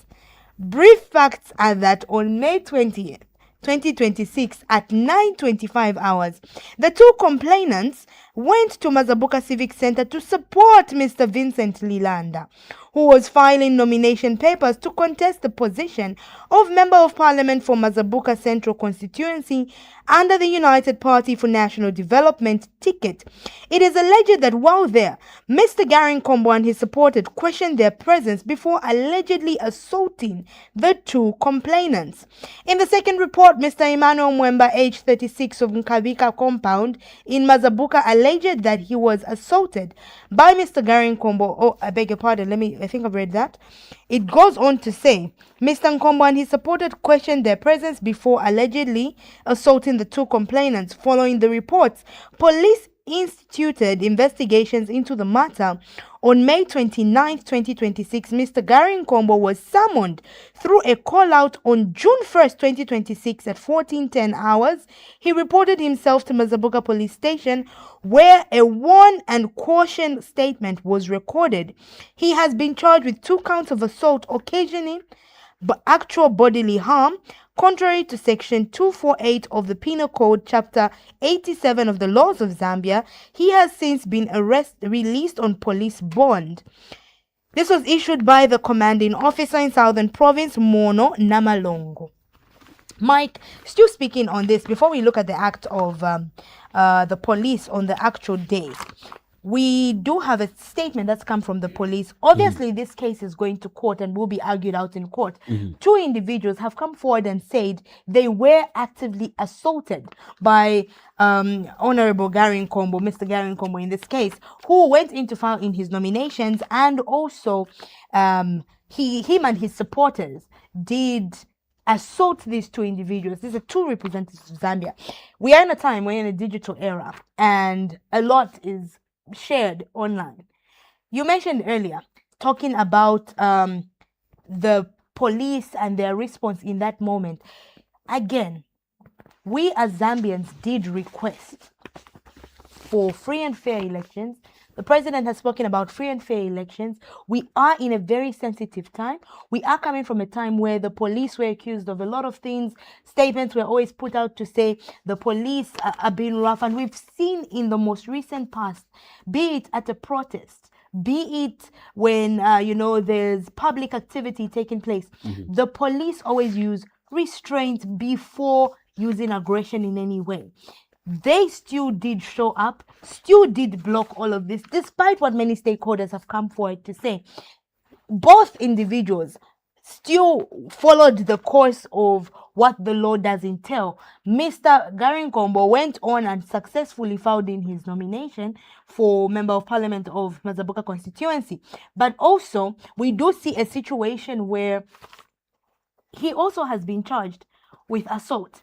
And people have a lot to say about this. Different stakeholders have come forward to give different statements around what this is like. I think, generally, Mike, this is now left into the hands of the law, right? It is. To be able to carry out what they want, what the right procedure is. We have seen videos. We have seen different things that have taken place. But we still have a situation. I'm still stuck on where this was coming from, exactly what was happening, because the video clearly shows a charged crowd and some people are masked. Was there intention around this? Was there, where did it brew from? That's information only the police can be aware of. Yes, the courts are going to be establishing what really went wrong or who was on the wrong side of the law as we get to await what will be ruled as that matter comes up in court later on. And obviously for now, just like you and I, Mainza, do have a lot of questions, the viewers as well, they do get to have quite a number of questions surrounding this and also thoughts and comments. So let's get into the inbox and just get to find out what you have been sending in text messages form. Remember that you can go to our Facebook as well and leave us a comment on our Facebook page. It is CrownTVZambia. That's where we are getting to broadcast live online. But for now, here is how our inbox looks like. This one says, it's sad development for the Easterners of the passing on of the chief. We should not bring politics in this matter. Death is death. Let us embrace our friends who are mourning. Yeah, not our friends. But also maybe they. I mean, let us embrace my friends and our friends yes. who are mourning. I mean, it makes sense either way. Well, thanks a lot. 0979958392 is the number that you are sending your text messages to. Good morning, Crown TV, Mr. Sakala. Niwo Mainza, watching you from American Barracks. Oh, Auntie Nonke. My heartfelt condolences to the nation. Rest in peace, Brother David Jene Mpezeni. Auntie Nonge Lizzie Sililo in Chinkumba. Thank you so much for writing to us. 0979958392. Morning, Crown. I had no powder, so I opted for soil. Sorry, my cousins. They turned down. So sad for Gary Nkombo. We need prayers so we can be united as a country. That's according to MC, who writes to us all the way from KTK. They call it, otherwise known as Kitwe, on the Copperbelt province. This one reads, Mike and Mainza, good morning. Guide us as listeners. The matter involving Mr. Nkombo, is it arising from the incident at the nomination center or another incident? That is RK. RK, yes, it is arising from the incident at the nomination center. Thank you so much for writing to us, RK. We appreciate you coming through. Good morning, Crown TV. Mr. Sakala and Mainza, watching you from Arkan Barracks, Lusaka. People of Livingston, Livuyo, proud of you, Sakala. I don't know why they're calling me Sakala. You inspire your fellow youths. Keep the flag flying high. And Nonge, Lizzie Chinkumba, have a blessed day. Looking good, my beautiful people. Thanks a lot. And Lizzie, we really appreciate the fact that you are always watching. And we're so grateful. And we're so grateful. Yes. That is so reassuring. This one reads, good morning, panel. Mr. Nkombo is right. Even us, we don't know what things will be like. That Zambians are not happy. They are just quiet. They just know what they will do. Why didn't they stop the independent MPs on the day of nominations? Why were they allowed by the ECZ to file in? This is not a dictatorship. Senior citizen, keep in mind, Honorable Gary Nkombo still successfully managed to file in his nominations, and the ECZ did not stop anyone from filing in their nominations in Mazabuka. But we do appreciate you writing to us and coming through on the number 0979958392. We do see your phone calls coming in and we will be picking them up shortly. But keep your messages coming right now. We are reading the text messages you are sending us. The toxic comic relief being aired on Crown TV where names have been mentioned is a very sad state of affairs, because if there is a rebuttal, we might see a similar incident like in the Gary Nkombo case where the victim becomes the accused. So kindly censor names, Mr. or Mrs. Cartoonist. Whatever this message is trying to put across, can you simply state in simple English, Mr. Chisela of Luansha Victor? That's what he's talking about. We move on to the next text message. The number is 0979-958-392. That is the number that you're using.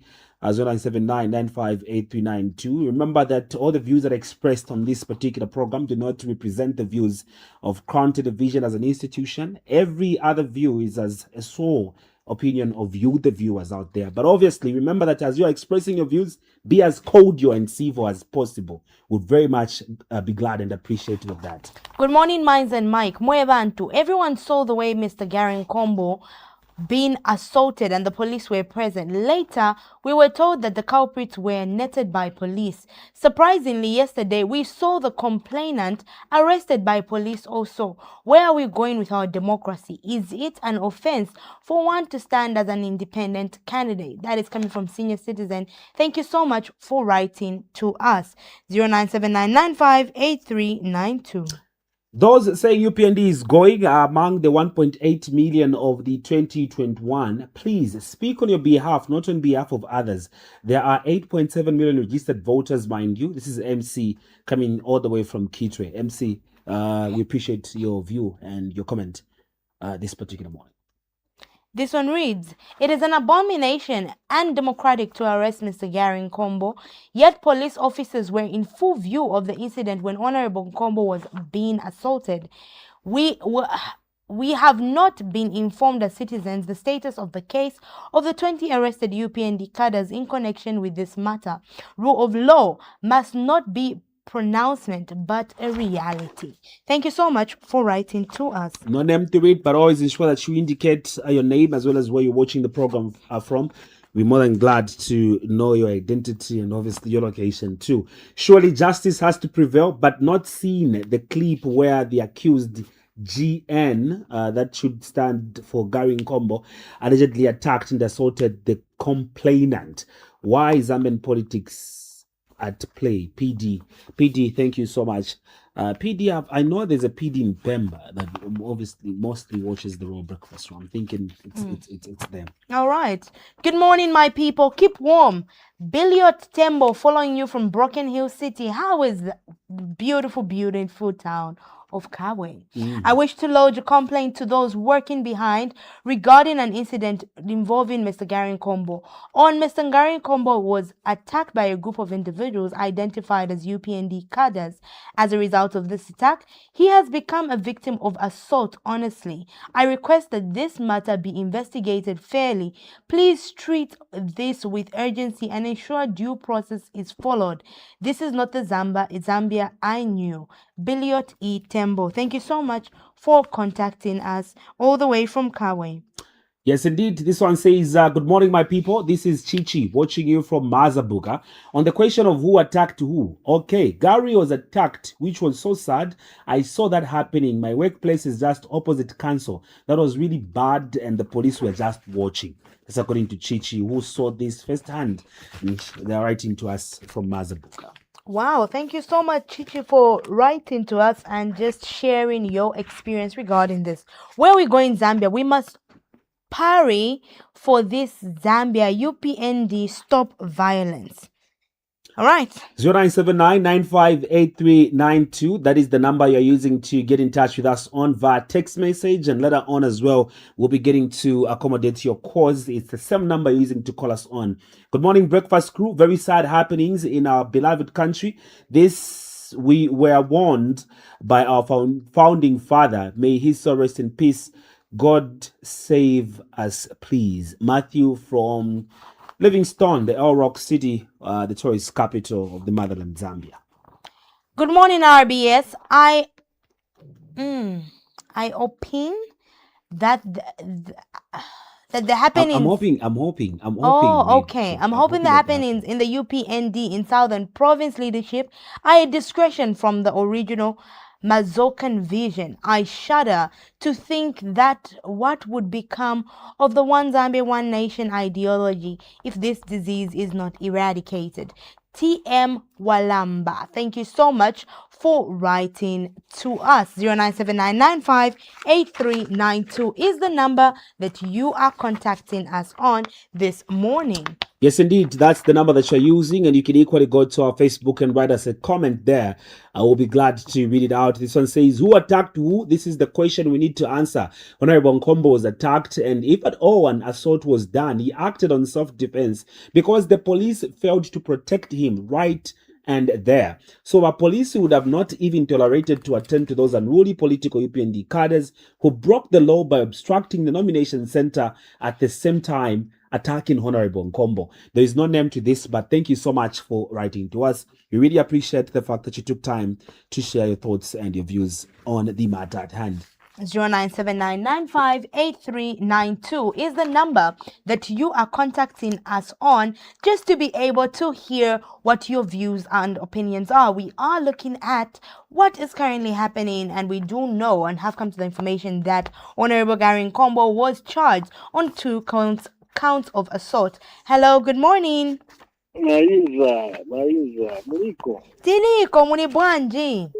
Tilibwino, Mike. Mr. Alik, mwauka. Tauka. That's why Mike mkaenda kuma prison. Si wonse ola wamene wanachita mlandu omangiwa. Wena ngulu ama mangiwa mlandu wa sochabe. Are you sure? Mike? Na wamene yozonekera video hivi. Panga pezeke kufikendo kamba utino hali kombo anachita assault. Vane, ngati tili mwamba mumtengo kufaniko gani za utima hilo tizaka seruka. Namba 1 chamene faniko ngati uli pa mwamba faniko ziwa kuti mailo ni za seruka za pezeka pasi. Maona? Getting had a fair Mazambian. Getting had a fair. Olo hivi ni muntu ngaende ku police kwenda complain atino gani kombo anachita vaso. Na mabene yozonekera pajo. Mkazi wake alira. Ma video yaoneka. Awe zili kusogolo kwa mene tienda koma kufani koziwa kuti pamene ni mwamba mailo zaka seruka. When government change waja wantu wazaka gwiliwa. Na hiyo wana problem mene mankalika. Hapa so wangaoneke wana defense. Koma defense zaka sola. So justice hii mafanika kuiambira tulomba so hapa. That's why ruling party pavaso ifani kupewa chifukwa iwonongesa party zina ya party iwononga waiwononga weka chifukwa wamene waliona video ya Gary Nkombo ni wambiri waiwona so ni pembo chape kupini party vaso ufani kupewa Ziko kapati enda kutikaya ziko Mike Damiki. Hello, good morning. Hello, good morning. Good morning. How are you? We are fine, thank you. But it would be more fine if you reduce the volume on the TV set. Oh, I've moved to the other bedroom. Thank you so much. Your name and where are you calling us from? My name is Mbewe. I'm calling you from Kabwe. Mr. Mbewe, go ahead and give us your thoughts. Okay, for me, I feel that situation which transpired in Mazabuka, for me, I feel it's a draw. Because, you know, Gary also reacted to the confrontation. Initially, they wanted to prevent him and everything else, but he also retaliated. He threw back, and the other guy is also in the midst of a scuffle. He's claiming that he lost some money and everything else. So for me, I feel that situation is an internal issue. Let UPND sort it out. And my plea, especially to the leaders in Mazabuka, let them reconcile these two parties, because assault provides for a reconciliation under Section 8 of the Penal Code. So you leaders, UPND leaders in Mazabuka, Gary is your person, the other guy is your member also. Just resolve those internal issues amongst yourselves. Or maybe I would have appreciated if both parties also got medical reports, so that in an event that a matter goes to court, it will be draw. It will be an affray. So please resolve your issues. That is my contribution. Thank you so much, Mr. Mbewe. We really appreciate your thoughts and your contribution this morning. Okay. Sure, we do have another caller on the line. Hello, good morning. Good morning, Mr. Sakala. Yes, sure. Your name and where are you calling us from? Is this Mr. Haula? Yes. This is Siaula from Chilanga. Sure. Go ahead and give us your thoughts. Thank you so much. Just two quick comments. The first one is on the arrest of Gary Nkombo. For me, I have no problem with that. Like as he has tabulated that he would defend himself in the courts of law, that is very normal. So, you know, where the challenge is where everything that happens with the police, the government has to be dragged in. The police is a separate entity. People have to understand to say the police work independently. Surely, where do the government, the president, the minister find time to always be calling the police? They have so many things to look after. So as Zambians, let us understand the roles the police play. So Well, I get surprised where people know the government, where are we going and whatever. This is the work of the police, and those people are professional in that particular area. Some of us that have not been trained as policemen, please, I think we are not qualified to comment on that. So let us leave the police to do their job. That case will go to court, and the court will also do their part. Not always wanting to bring the name of the president into policy issues. I think that is very unfair. Let us be commenting on things that are very productive and progressive. If we have nothing to comment, let us just forget. The issue of Gary Nkombo, all of us, we saw the videos and whatever he was assaulted. Let the police do their work, and the courts will do the ruling. Then the second point, where people are saying this government is going, it's going where? Where is the government going? Because the rule of the game is that when we substitute someone, like in a football match, someone has to come in. For me, as Siabula here in Chiranga, I do not see a substitute. We cannot substitute someone from the ground, then we leave it open like that. Let us think it is for all of us as Zambians to look at the substitute in 2031. Maybe by God's chance or whatever, we'll have the opportunity to bring in a substitute. For now, we cannot play around and bring in anybody who is not able to do the job. So there's nowhere UPND government is going. It will rule until 2031. 2031, it is us Zambians now to look for a substitute. I believe we have not looked for a substitute for now. Thank you so much. Them and bring in who? There's no one. There's no one. When we look around, we are all jokers.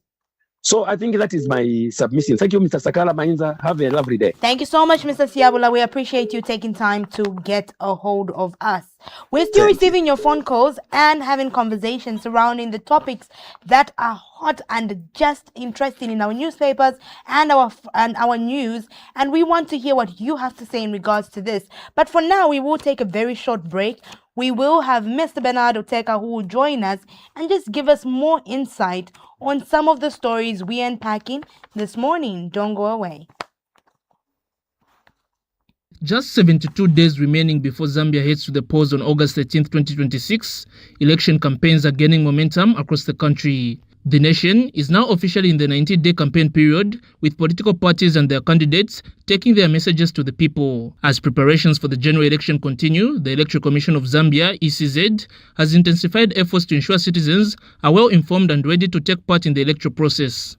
In this regard, the Commission has launched its national voter education and publicity campaign tagged Count Me In. The initiative is aimed at encouraging all registered voters to participate in the elections and understand their rights and responsibilities. Electoral Commission of Zambia ECZ Chairperson Mwangala Zalomis says the campaign will be rolled out in all wards and districts across the country through various platforms including community outreach programs, radio, television and social media.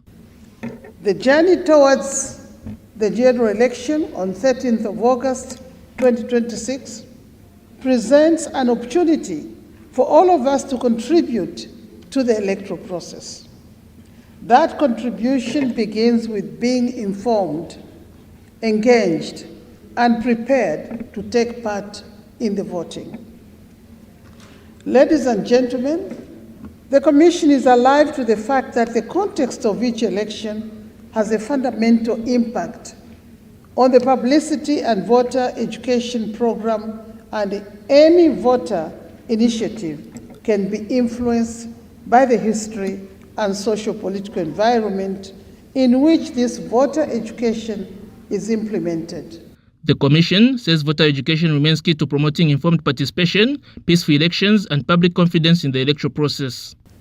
The Commission recognizes that an election is managed strongest when people are well informed and understand what is involved. When citizens understand their rights and responsibilities, they tend to participate with confidence, promote a peaceful electoral environment, and make right choices. When they participate with confidence, they help build trust in democratic institutions. And when trust grows, our democracy becomes stronger. This is why publicity and voter education remain among the Commission's most important tools or strategies it employs to discharge its responsibilities. It has since called on political parties, civil society organizations, faith-based groups, and the media to support efforts aimed at encouraging citizens to take part in the upcoming polls responsibly. Reporting for Crown TV News in Lusaka, Chanda Mwango.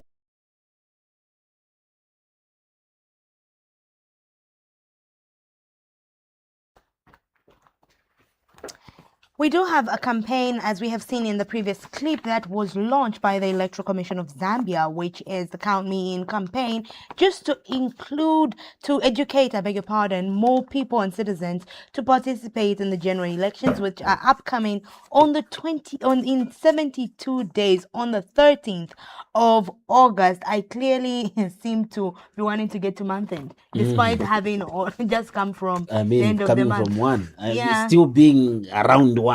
I think what you are saying, my good sir, is not the right thing. But we do have Mr. Bernard Uteka, who's joining us to just give more insights in conversations around the build-up towards our general elections. Mr. Uteka, it's good having you here. Thank you, Mainza. Good to have you. Thank you. How is the morning? No, it's quite interesting. Yeah, as usual. That's Looking good. forward for the day. Now, I was getting to compliment the shirt that you're putting on. Right. It's lovely. What inspired you? What inspired your looks today? I think today's look, I just thought I needed to look different and unique as the upcoming papa. Okay. Hey, upcoming papa, we should be worried because let's hope they're not these papas that we are seeing elsewhere, where if you never assume if pull somewhere. Of course, a genuine papa. Now, Mr. Oteka, just getting right into it. We are 72 days away from our general elections, and we did see this campaign that has been launched, Count Me In campaign, by the Electoral Commission of Zambia. Before we unpack that a little further, just to hear your general thoughts around this campaign. Quite interesting, Mainza. I think to begin with, it is important to understand that one of the roles of any electoral body for a country is to ensure that they talk about civic education. Very critical, very important. So in this case, we are talking about the Electoral Commission of Zambia having registered eligible voters about 8.7 plus million. And so it will be a mountain to climb, and it's very critical that they unveil and to us, awareness and sensitization programs in as far as voter education and awareness is concerned. But for me, I'll tell you that the key stakeholders in this context of awareness and voter education are the political parties themselves, because these are the people that want us to vote for them. So as much as it is the responsibility of the Electoral Commission of Zambia, they might have given us a roadmap, but above all, I think political party play a very critical role. 90% they are the key stakeholders in this context. So we are looking forward to a situation whereby political parties, they will be engaged in as far as the voter education is concerned. You have heard that UPND, they are saying they are targeting about 5 million voters for the president.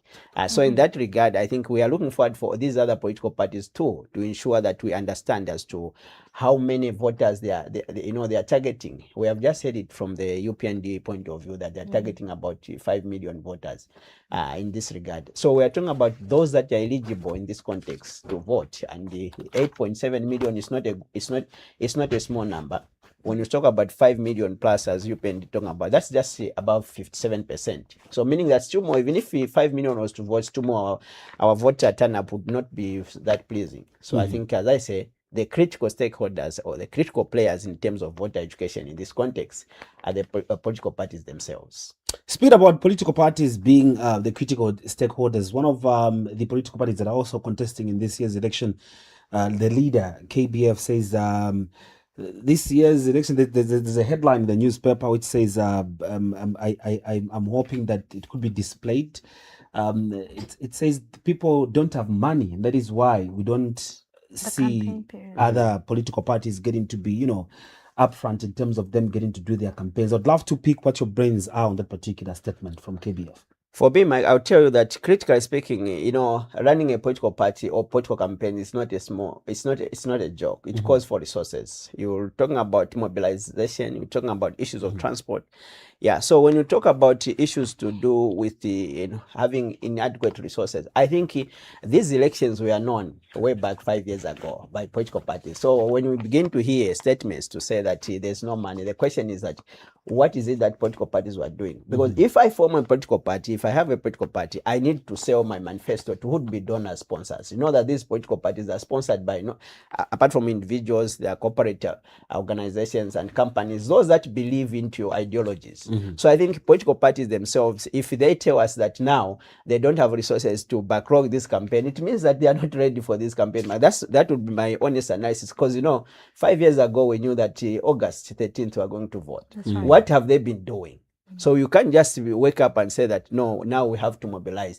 Mobilization of resources for each political party, whether opposition or ruling party, it's an ongoing process. Remember, that's why they have got these departments, Treasury, General, and all those issues. The point is, mobilization is continuous process. But I think the question that you and I can honestly talk about is maybe people don't have resources, or they don't pour out to these parties because they don't understand their ideologies. Because for me, if I'm to backlog my resources to either, United Party for National Development, I need to understand their ideologies and I need to buy into their manifesto. I think little has been done from these political parties. That's why we say a reason why most of them, they don't have, resources, because people are not buying. Citizens themselves, ourselves, we need to we need to buy in, and we need to backlog these campaigns by donating. You saw what happened a few weeks ago when students backlogged the 100,000 for the nomination fee for the president. It simply means that they bought into the ideology of the United Party for National through the leadership of His Excellency Mr. Hakainde Hichilema. That is what's supposed to be done by each political party. Once they sell in their manifestos, we as citizens, as voters, we buy in, then we are able to donate our little coins to their cause. Then by this time, they shouldn't be talking about not having enough resources to backlog the campaigns. Now, getting back to just ensuring that Zambians participate in the upcoming general elections, yes, campaigns are very important, but the decision is made by the Zambians.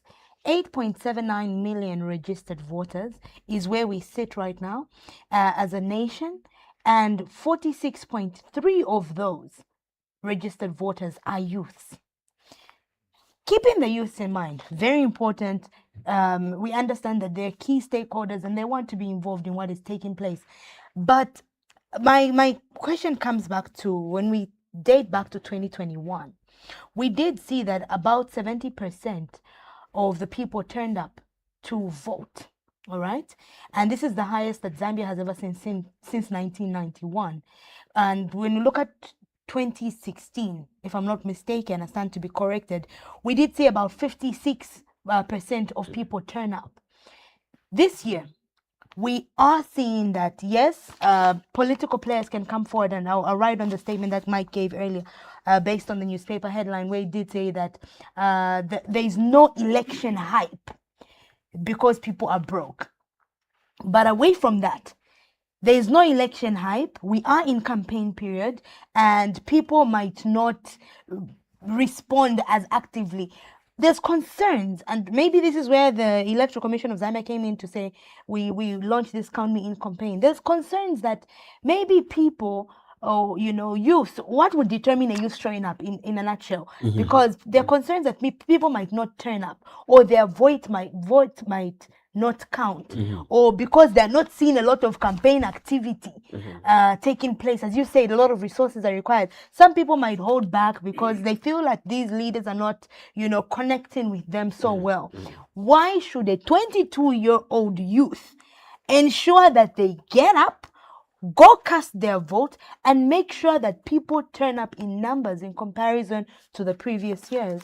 I think Mainza, very critical. I think in order to us to unpack that reason, not only the youths, but we're talking about those eligible voters. Why should they go to vote?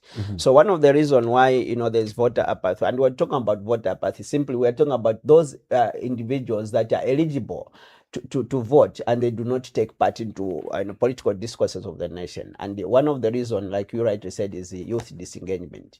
when youths are disengaged from the political discourses of the nation, you find that their participation becomes very, a minimum, because they feel that they are not involved and so forth. So I think from the point of view as to answering the question why a youth should be involved and why should they vote, is because you realize that most of the time, right now, we are talking about issues to do with the youths themselves.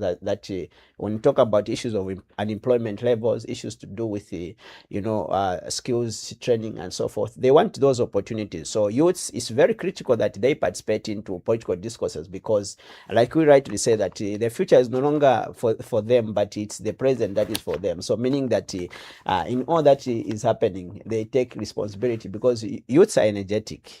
That's one reason. So when you are still having that energy, you can do quite a lot of things. So youth should be engaged, because one, whatever happens, it matters to them. Issues of education, issues to do with income generating activity and so forth. But above all, as we are talking about general citizens, one of the reasons also that we talk about why maybe general citizens do not engage themselves into these issues of election participation and discourses is issues to do with the lack of trust of our politicians. Exactly. When youths and even individuals begin to feel that politicians are the same, that they do not fulfill their promises, their campaign promises, they will not find a reason as to why they should vote. So, lack of trust amongst political players is very critical. And in this context, what we are saying is that UPND came into government 5 years ago. They made their promises. It's time now, as they need to go around the country and, explain to us as citizens as to what happened, what promises they made, what they have failed to do, why they failed to do, why do they have to ask for another second term, so that at the end of the day, we are able to buy into them. So when people or citizens begin to feel that these people, they do not fulfill their promises, you find that they disengage themselves. Then the other point is also the issue of perceived or current corruption cases. When citizens begin to feel that I think there's too much corruption, their monies are going into political players or political exposed individuals, they are not benefiting through these fake reports and these other reports, you find that they get disengaged from participation in political discourses or political activities. So it's very important that our leaders at all levels, they should be seen that they are fighting corruption. Very critical and very important. Then above all, also, issues to do with violence. Coming back to the youths again, political violence, issues of, abusive languages or inflammatory languages, whether through songs and so forth. If people begin to see that happening, they'll talk politics as a dirty game. Like always they say that politics is a dirty game. Why? It's because of the activities happening within the political discourses. So these are some of the issues that I think our politicians, our political parties, they need to reassure us that, one, we are coming in, or we are continuing with you the issues of corruption and perceived corruption. This is what we are doing.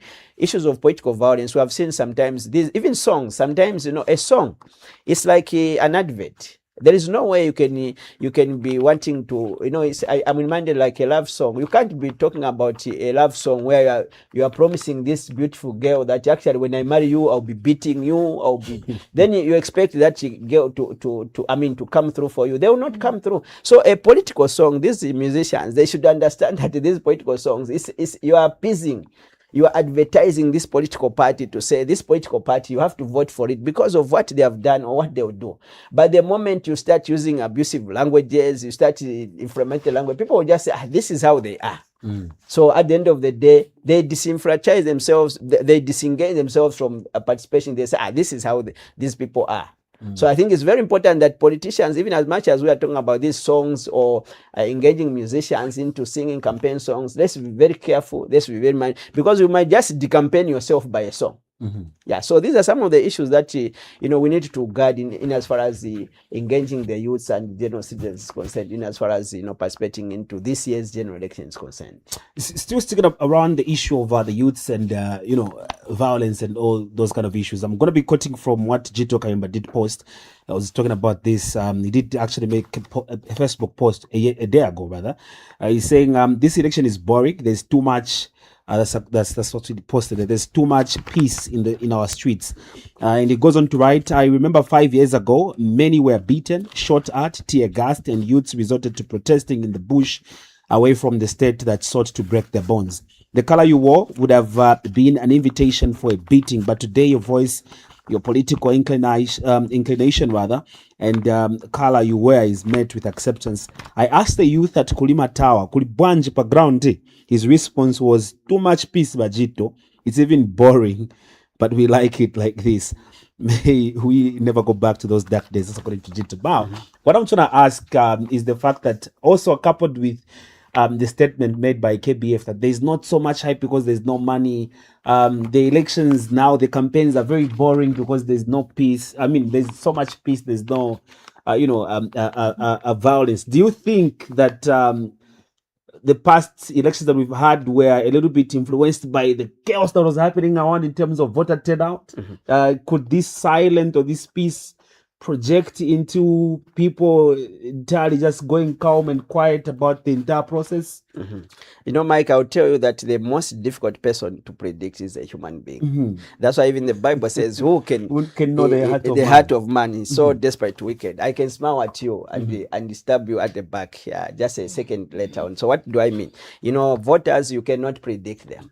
So I think political parties, be it the ruling UPND, they should not be comfortable to assume that all is well, you know, amongst the minds of citizens. It is not time to sleep. For them, actually, this is the time now that they should be flat out explaining to them what has happened the past 5 years and why they need to come back. And also to the opposition, it's also time that they need to counteract or to counter the issue of UPND. No, as we are bringing in these new ideas in as far as education is concerned. Remember that UPND came on government issues, a lot of promises. One of them was the issues of rule of law.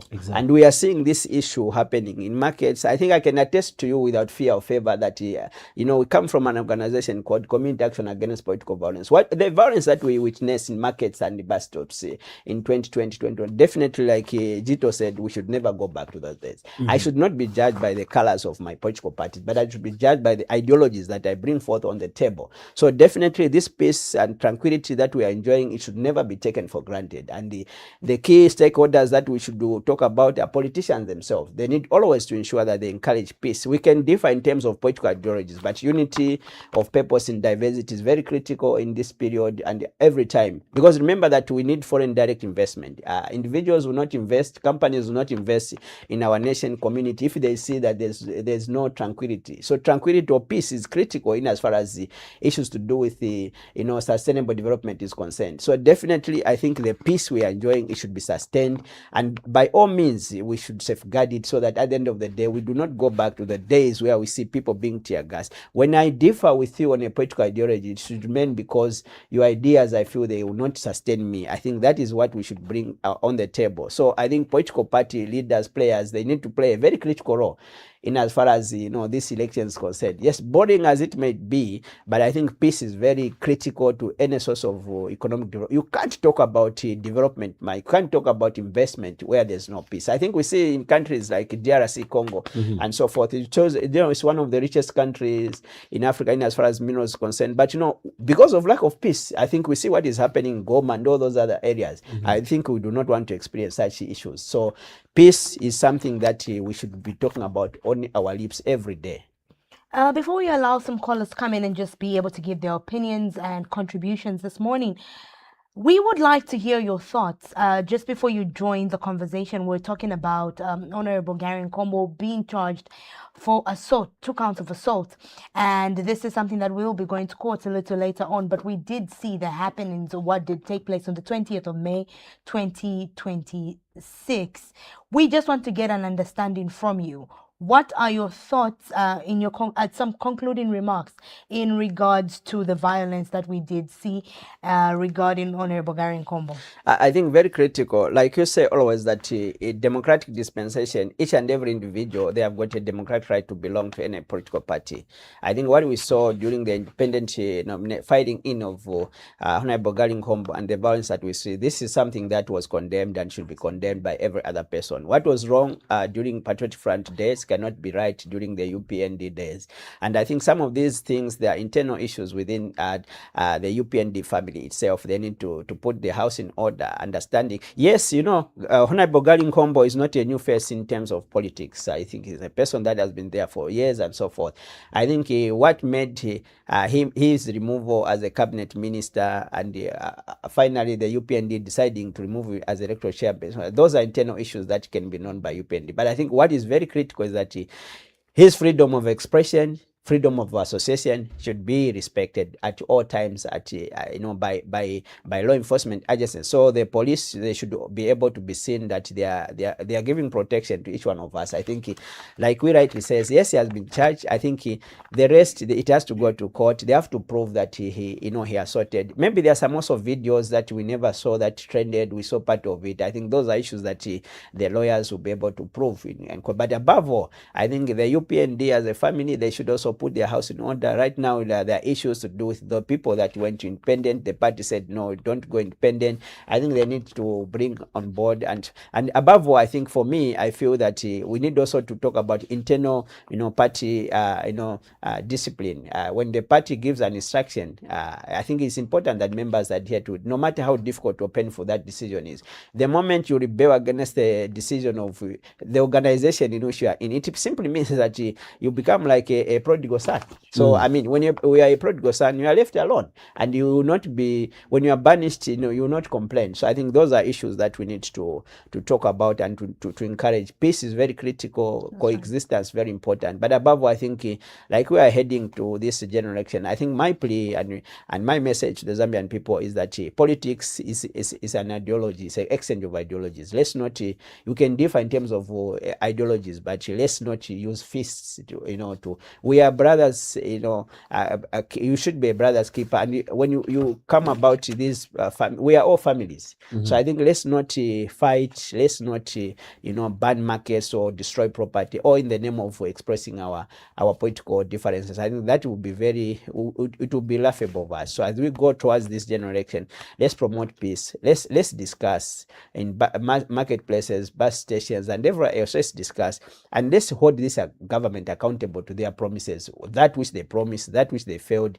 and they should also tell us why they should be coming back and so forth. For the opposition, I think they have a mountain to climb. It is important that they should not just talk about removing this government. Removing for what? I think those are issues citizens are interested in. Maybe those are issues we bring also political, differentiation, and also maybe voter apathy. People, they are not interested in hearing to say we are bringing, we are taking you out. The question is that if you are taking me from Matelo, you are moving me from Matelo, Mike, you should take me to a place better than Matelo, maybe Kabulonga. So that's what we are looking forward to. That's what we are looking forward to from the opposition political parties. Obviously, you know that we can go on and just get into our, discourse on these particular matters. But in the interest of time, we just love to thank you for making an appearance and getting to share with us your insights on these particular matters. We're looking forward to having another conversation. Always my pleasure. Thank you very much. Thank you so much. All right, we've been speaking to Mr. Bernard Uteka, who's just given us some insights on some of the things that are happening in the country. We will go on a very short break. When we get back, we talk all things Zambia Tourism Expo, which is taking place from the 4th to the 6th of June, which is this very week, 2026. Don't go away. Thank you.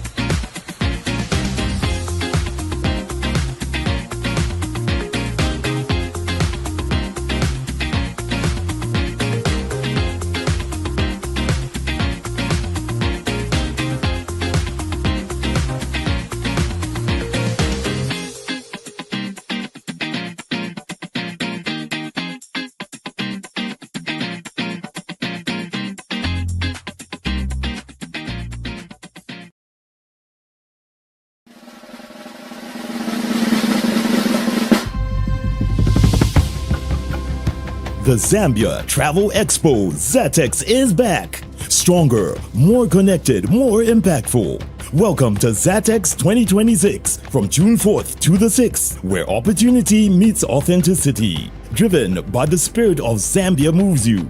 This premier event once again brings together global tourism buyers, investors, and tourism leaders to one of Africa's most compelling destinations. On June 4th, make meaningful interactions with tourism buyers at the Buyers Day, curated business-to-business engagements. On June 5th, join us at the ZATEX official opening to be officiated by President Hakainde Hichilema. On June 6th, Consumer Day, a vibrant showcase of culture, travel experiences, and live entertainment. ZATEX 2026 is back, showcasing the very best of Zambia. Register at www.zatex.org. ZATEX 2026, building authentic and sustainable tourism through partnerships.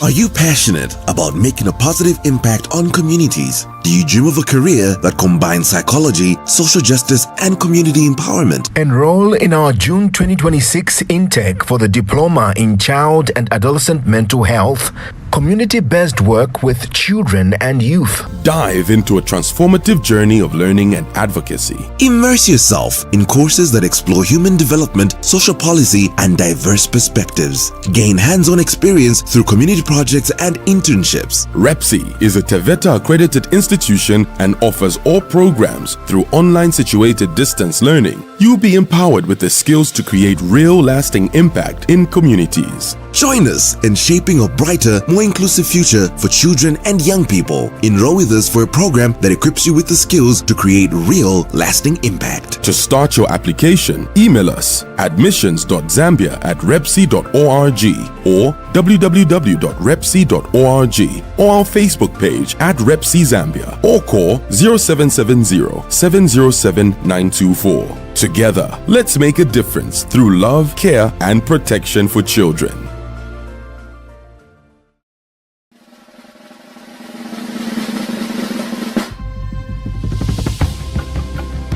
The Zambia Travel Expo ZATEX is back. Stronger, more connected, more impactful. Welcome to ZATEX 2026 from June 4th to the 6th, where opportunity meets authenticity. Driven by the spirit of Zambia moves you. This premier event once again brings together global tourism buyers, investors, and tourism leaders to one of Africa's most compelling destinations. On June 4th, make meaningful interactions with tourism buyers at the Buyers Day, curated business-to-business engagements. On June 5th, join us at the ZATEX official opening to be officiated by President Hakainde Hichilema. On June 6th, Consumer Day, a vibrant showcase of culture, travel experiences, and live entertainment. ZATEX 2026 is back, showcasing the very best of Zambia. Register at www.zatex.org. ZATEX 2026, building authentic and sustainable tourism through partnerships.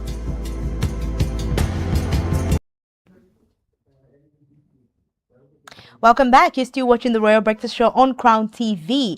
We have been talking about the Zambia Tourism Expo, which is taking place from the 4th to the 6th of June for the last few weeks. And finally, we are a few days away from the expo. Now, this expo is going to show what Zambia's tourism sector has to show, and joining us in just being able to speak on their partnership with the Zambia Tourism Expo in partnership with the Ministry of Tourism. We do have Miss Mpeza Mbewe, who is coming through from Liquid Telecom. She is the head of marketing and PR, and we're just going to dive into this partnership to get more insight. It is amazing having you. How are you doing this morning? I'm very well, thanks, Mainza. Very good morning to you. Thank you. Are you excited about the Tourism Expo? Extremely excited. I think it's a step in the right direction. We participated last year as well, and like you mentioned, Liquid Intelligent Technologies provided connectivity for the whole expo. Wow. So I think these are exciting times. It's one of the first of its kinds, and I've always said it's important for us to have industry-specific expos. So this is very exciting for us. That's good. I just want to dive right into it. Help us get an understanding of your partnership, first of all, with ZATEX, the Zambia Tourism Expo, the Zambia Tourism Agency, in regards to how this aligns with your brand and what I'll say your strategic plan is this year. Okay, so to start with Liquid Intelligent Technologies, it's actually Liquid Intelligent Technologies. Okay. We obviously provide connectivity and technological services for different sectors or segment of the economy. So Liquid Intelligent Technologies itself is primarily focused on ensuring that the world gets connected. And what does that mean? By providing connectivity, we bring the world to our doorstep, and we take our world to the rest of the world, so to speak. So this directly speaks into what we are pushing as a connectivity partner, in the sense that we want to ensure that people get an appreciation of what Zambia is, who Zambia is, and what we have to offer. Because obviously the Tourism Expo itself just doesn't speak into tourists. It speaks into investment. It speaks into people knowing more about what Zambia stands for. And when you look at the partnership itself, when we were approached obviously by Zambia Tourism Agency to say, can we support them with this particular initiative? We said most definitely. Why shouldn't we? Why shouldn't we get involved as private sector to ensure that more people get to find out what Zambia stands for? This is not the first time that we are supporting such an initiative. If you go to the Victoria Falls today, you'll find that Liquid Intelligent Technologies actually provides connectivity there. So why did we do that? We simply wanted people to understand that even when you're at the falls, you can actually give live feeds. You can send information back home to say, I'm actually at the falls. We're advertising the falls. It's so different from what people have seen in pictures than when you have a real live experience. I've had friends who have invited over from out of the country, and the minute they got to the falls, they said, oh my gosh, you downplayed what this falls is all about. They couldn't believe just the amount of energy that the falls has. And that's the experience that we would then like to take to the rest of the world. So it's very, very important that connectivity plays a critical role in any of these expos. Just give us an understanding of how this specific partnership is helping boost tourism. Also, when we do just touch on it, I like that you've spoken about that experience at the falls, because we are in an era where really we want to see and experience things either virtually just to stay connected and be able to share our lives and what's going on. So that is a very interesting approach that you did take as Liquid. And give us more understanding. How does this partnership, especially with this expo, feed back into tourism and just, help boost tourism? And I think in addition to that, how does technology play a role in being able to, just align with your strategy?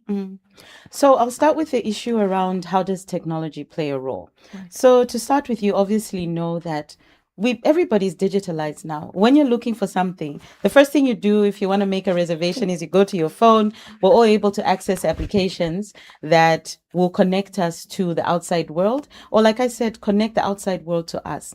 So when you look at technology itself in the tourism sector, how do people connect to their customers? How do they manage their customers? Do they have CRM systems?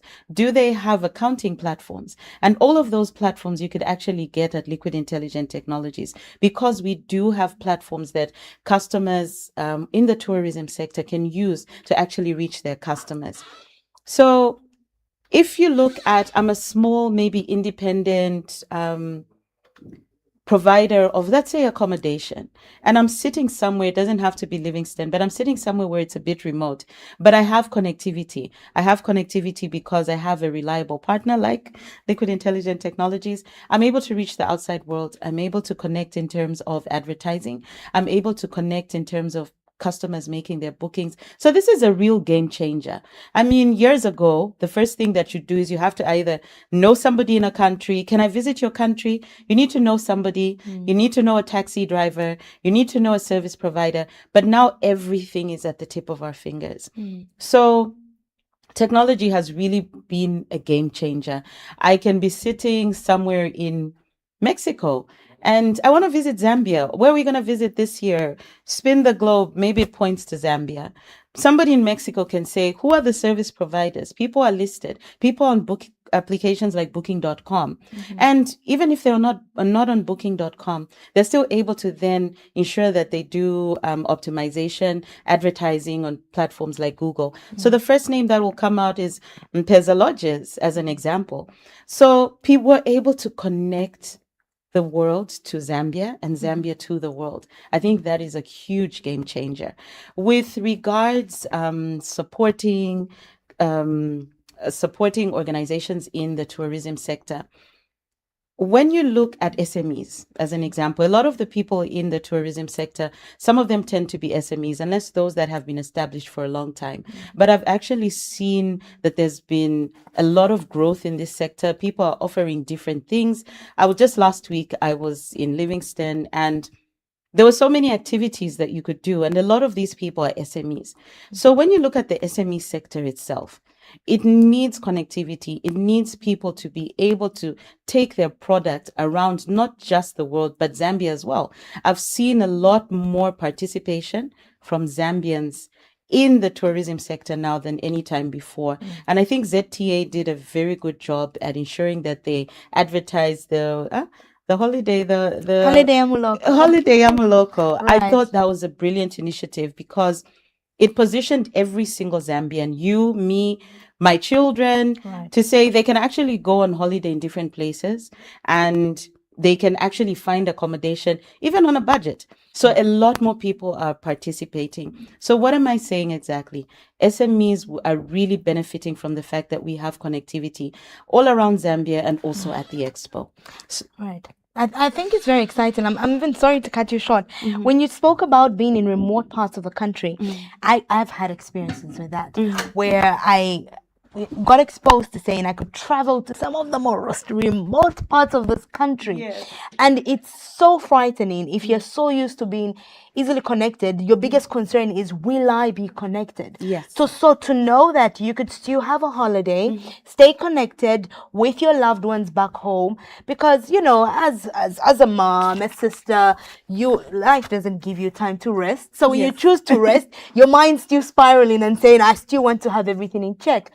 But I know you're going. I know I'm going, and many of our viewers. Most definitely. I think it's going to be fun. And like you're saying, there's a lot more happening out there. It's not just in specific locations. So a long time ago, the first thing you think of is, I want to go on holiday. I'll think of Livingston.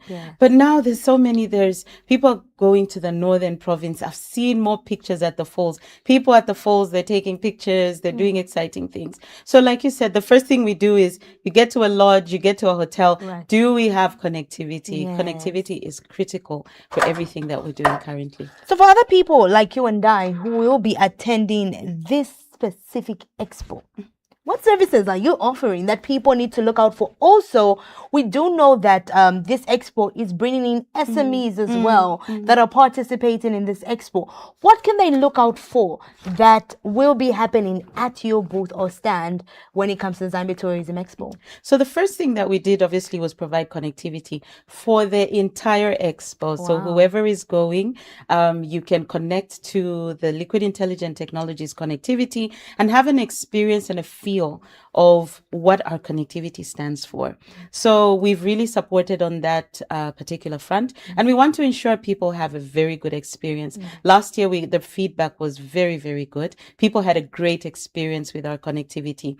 And like you said, it's not just for the people who are going. So we're going to have a lot of organizations there, thanks to the Zambia Tourism Agency, who will be exhibiting as well.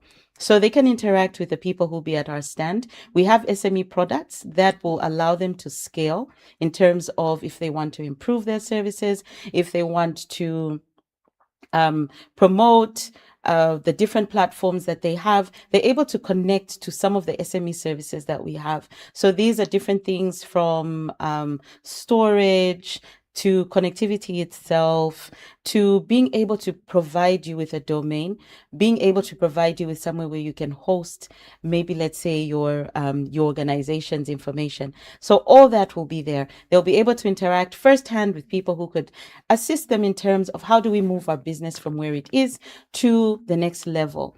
And I think what I personally really appreciate about connectivity is we all have a chance. It's a game changer. It's a game changer for somebody who's sitting in Mumbwa. It's a game changer for somebody who's sitting in, let's say, Sesheke. And what do I mean by that? We're all able to put our information in one space, take it out there to the world. We don't have to wait for a connection. Oh, I have to wait for the Crown TV team to come and do a documentary. Right now, you can build content on your own and take it to the world. But the base product is obviously connectivity. And if you're running a business, you need to scale up. How are you scaling up to ensure that you match the services that the world is offering? So now, if I'm going to be in another country and I'm like, oh, I had an amazing time, I can have that same amazing time with Zambia. But you need to have the right products and services. You need to have a proper way for you to organize your business in such a way that when people engage your business, they have a world-class experience. And that's what Liquid is bringing to this conference. It has been so insightful and amazing speaking to you. I know that I will definitely make sure I do connect to Liquid for the conference. Right. I think it'll be so exciting. But what are your concluding remarks as we wrap up with our conversation? I think, first of all, obviously, I cannot commend ZTA enough because these initiatives show that Zambia has the capability. We have the capability to grow. We have the capability to give world-class services. And in addition to that, come on board with a partner who can support you. So we're a local partner. We have local services, but then we also have global expertise.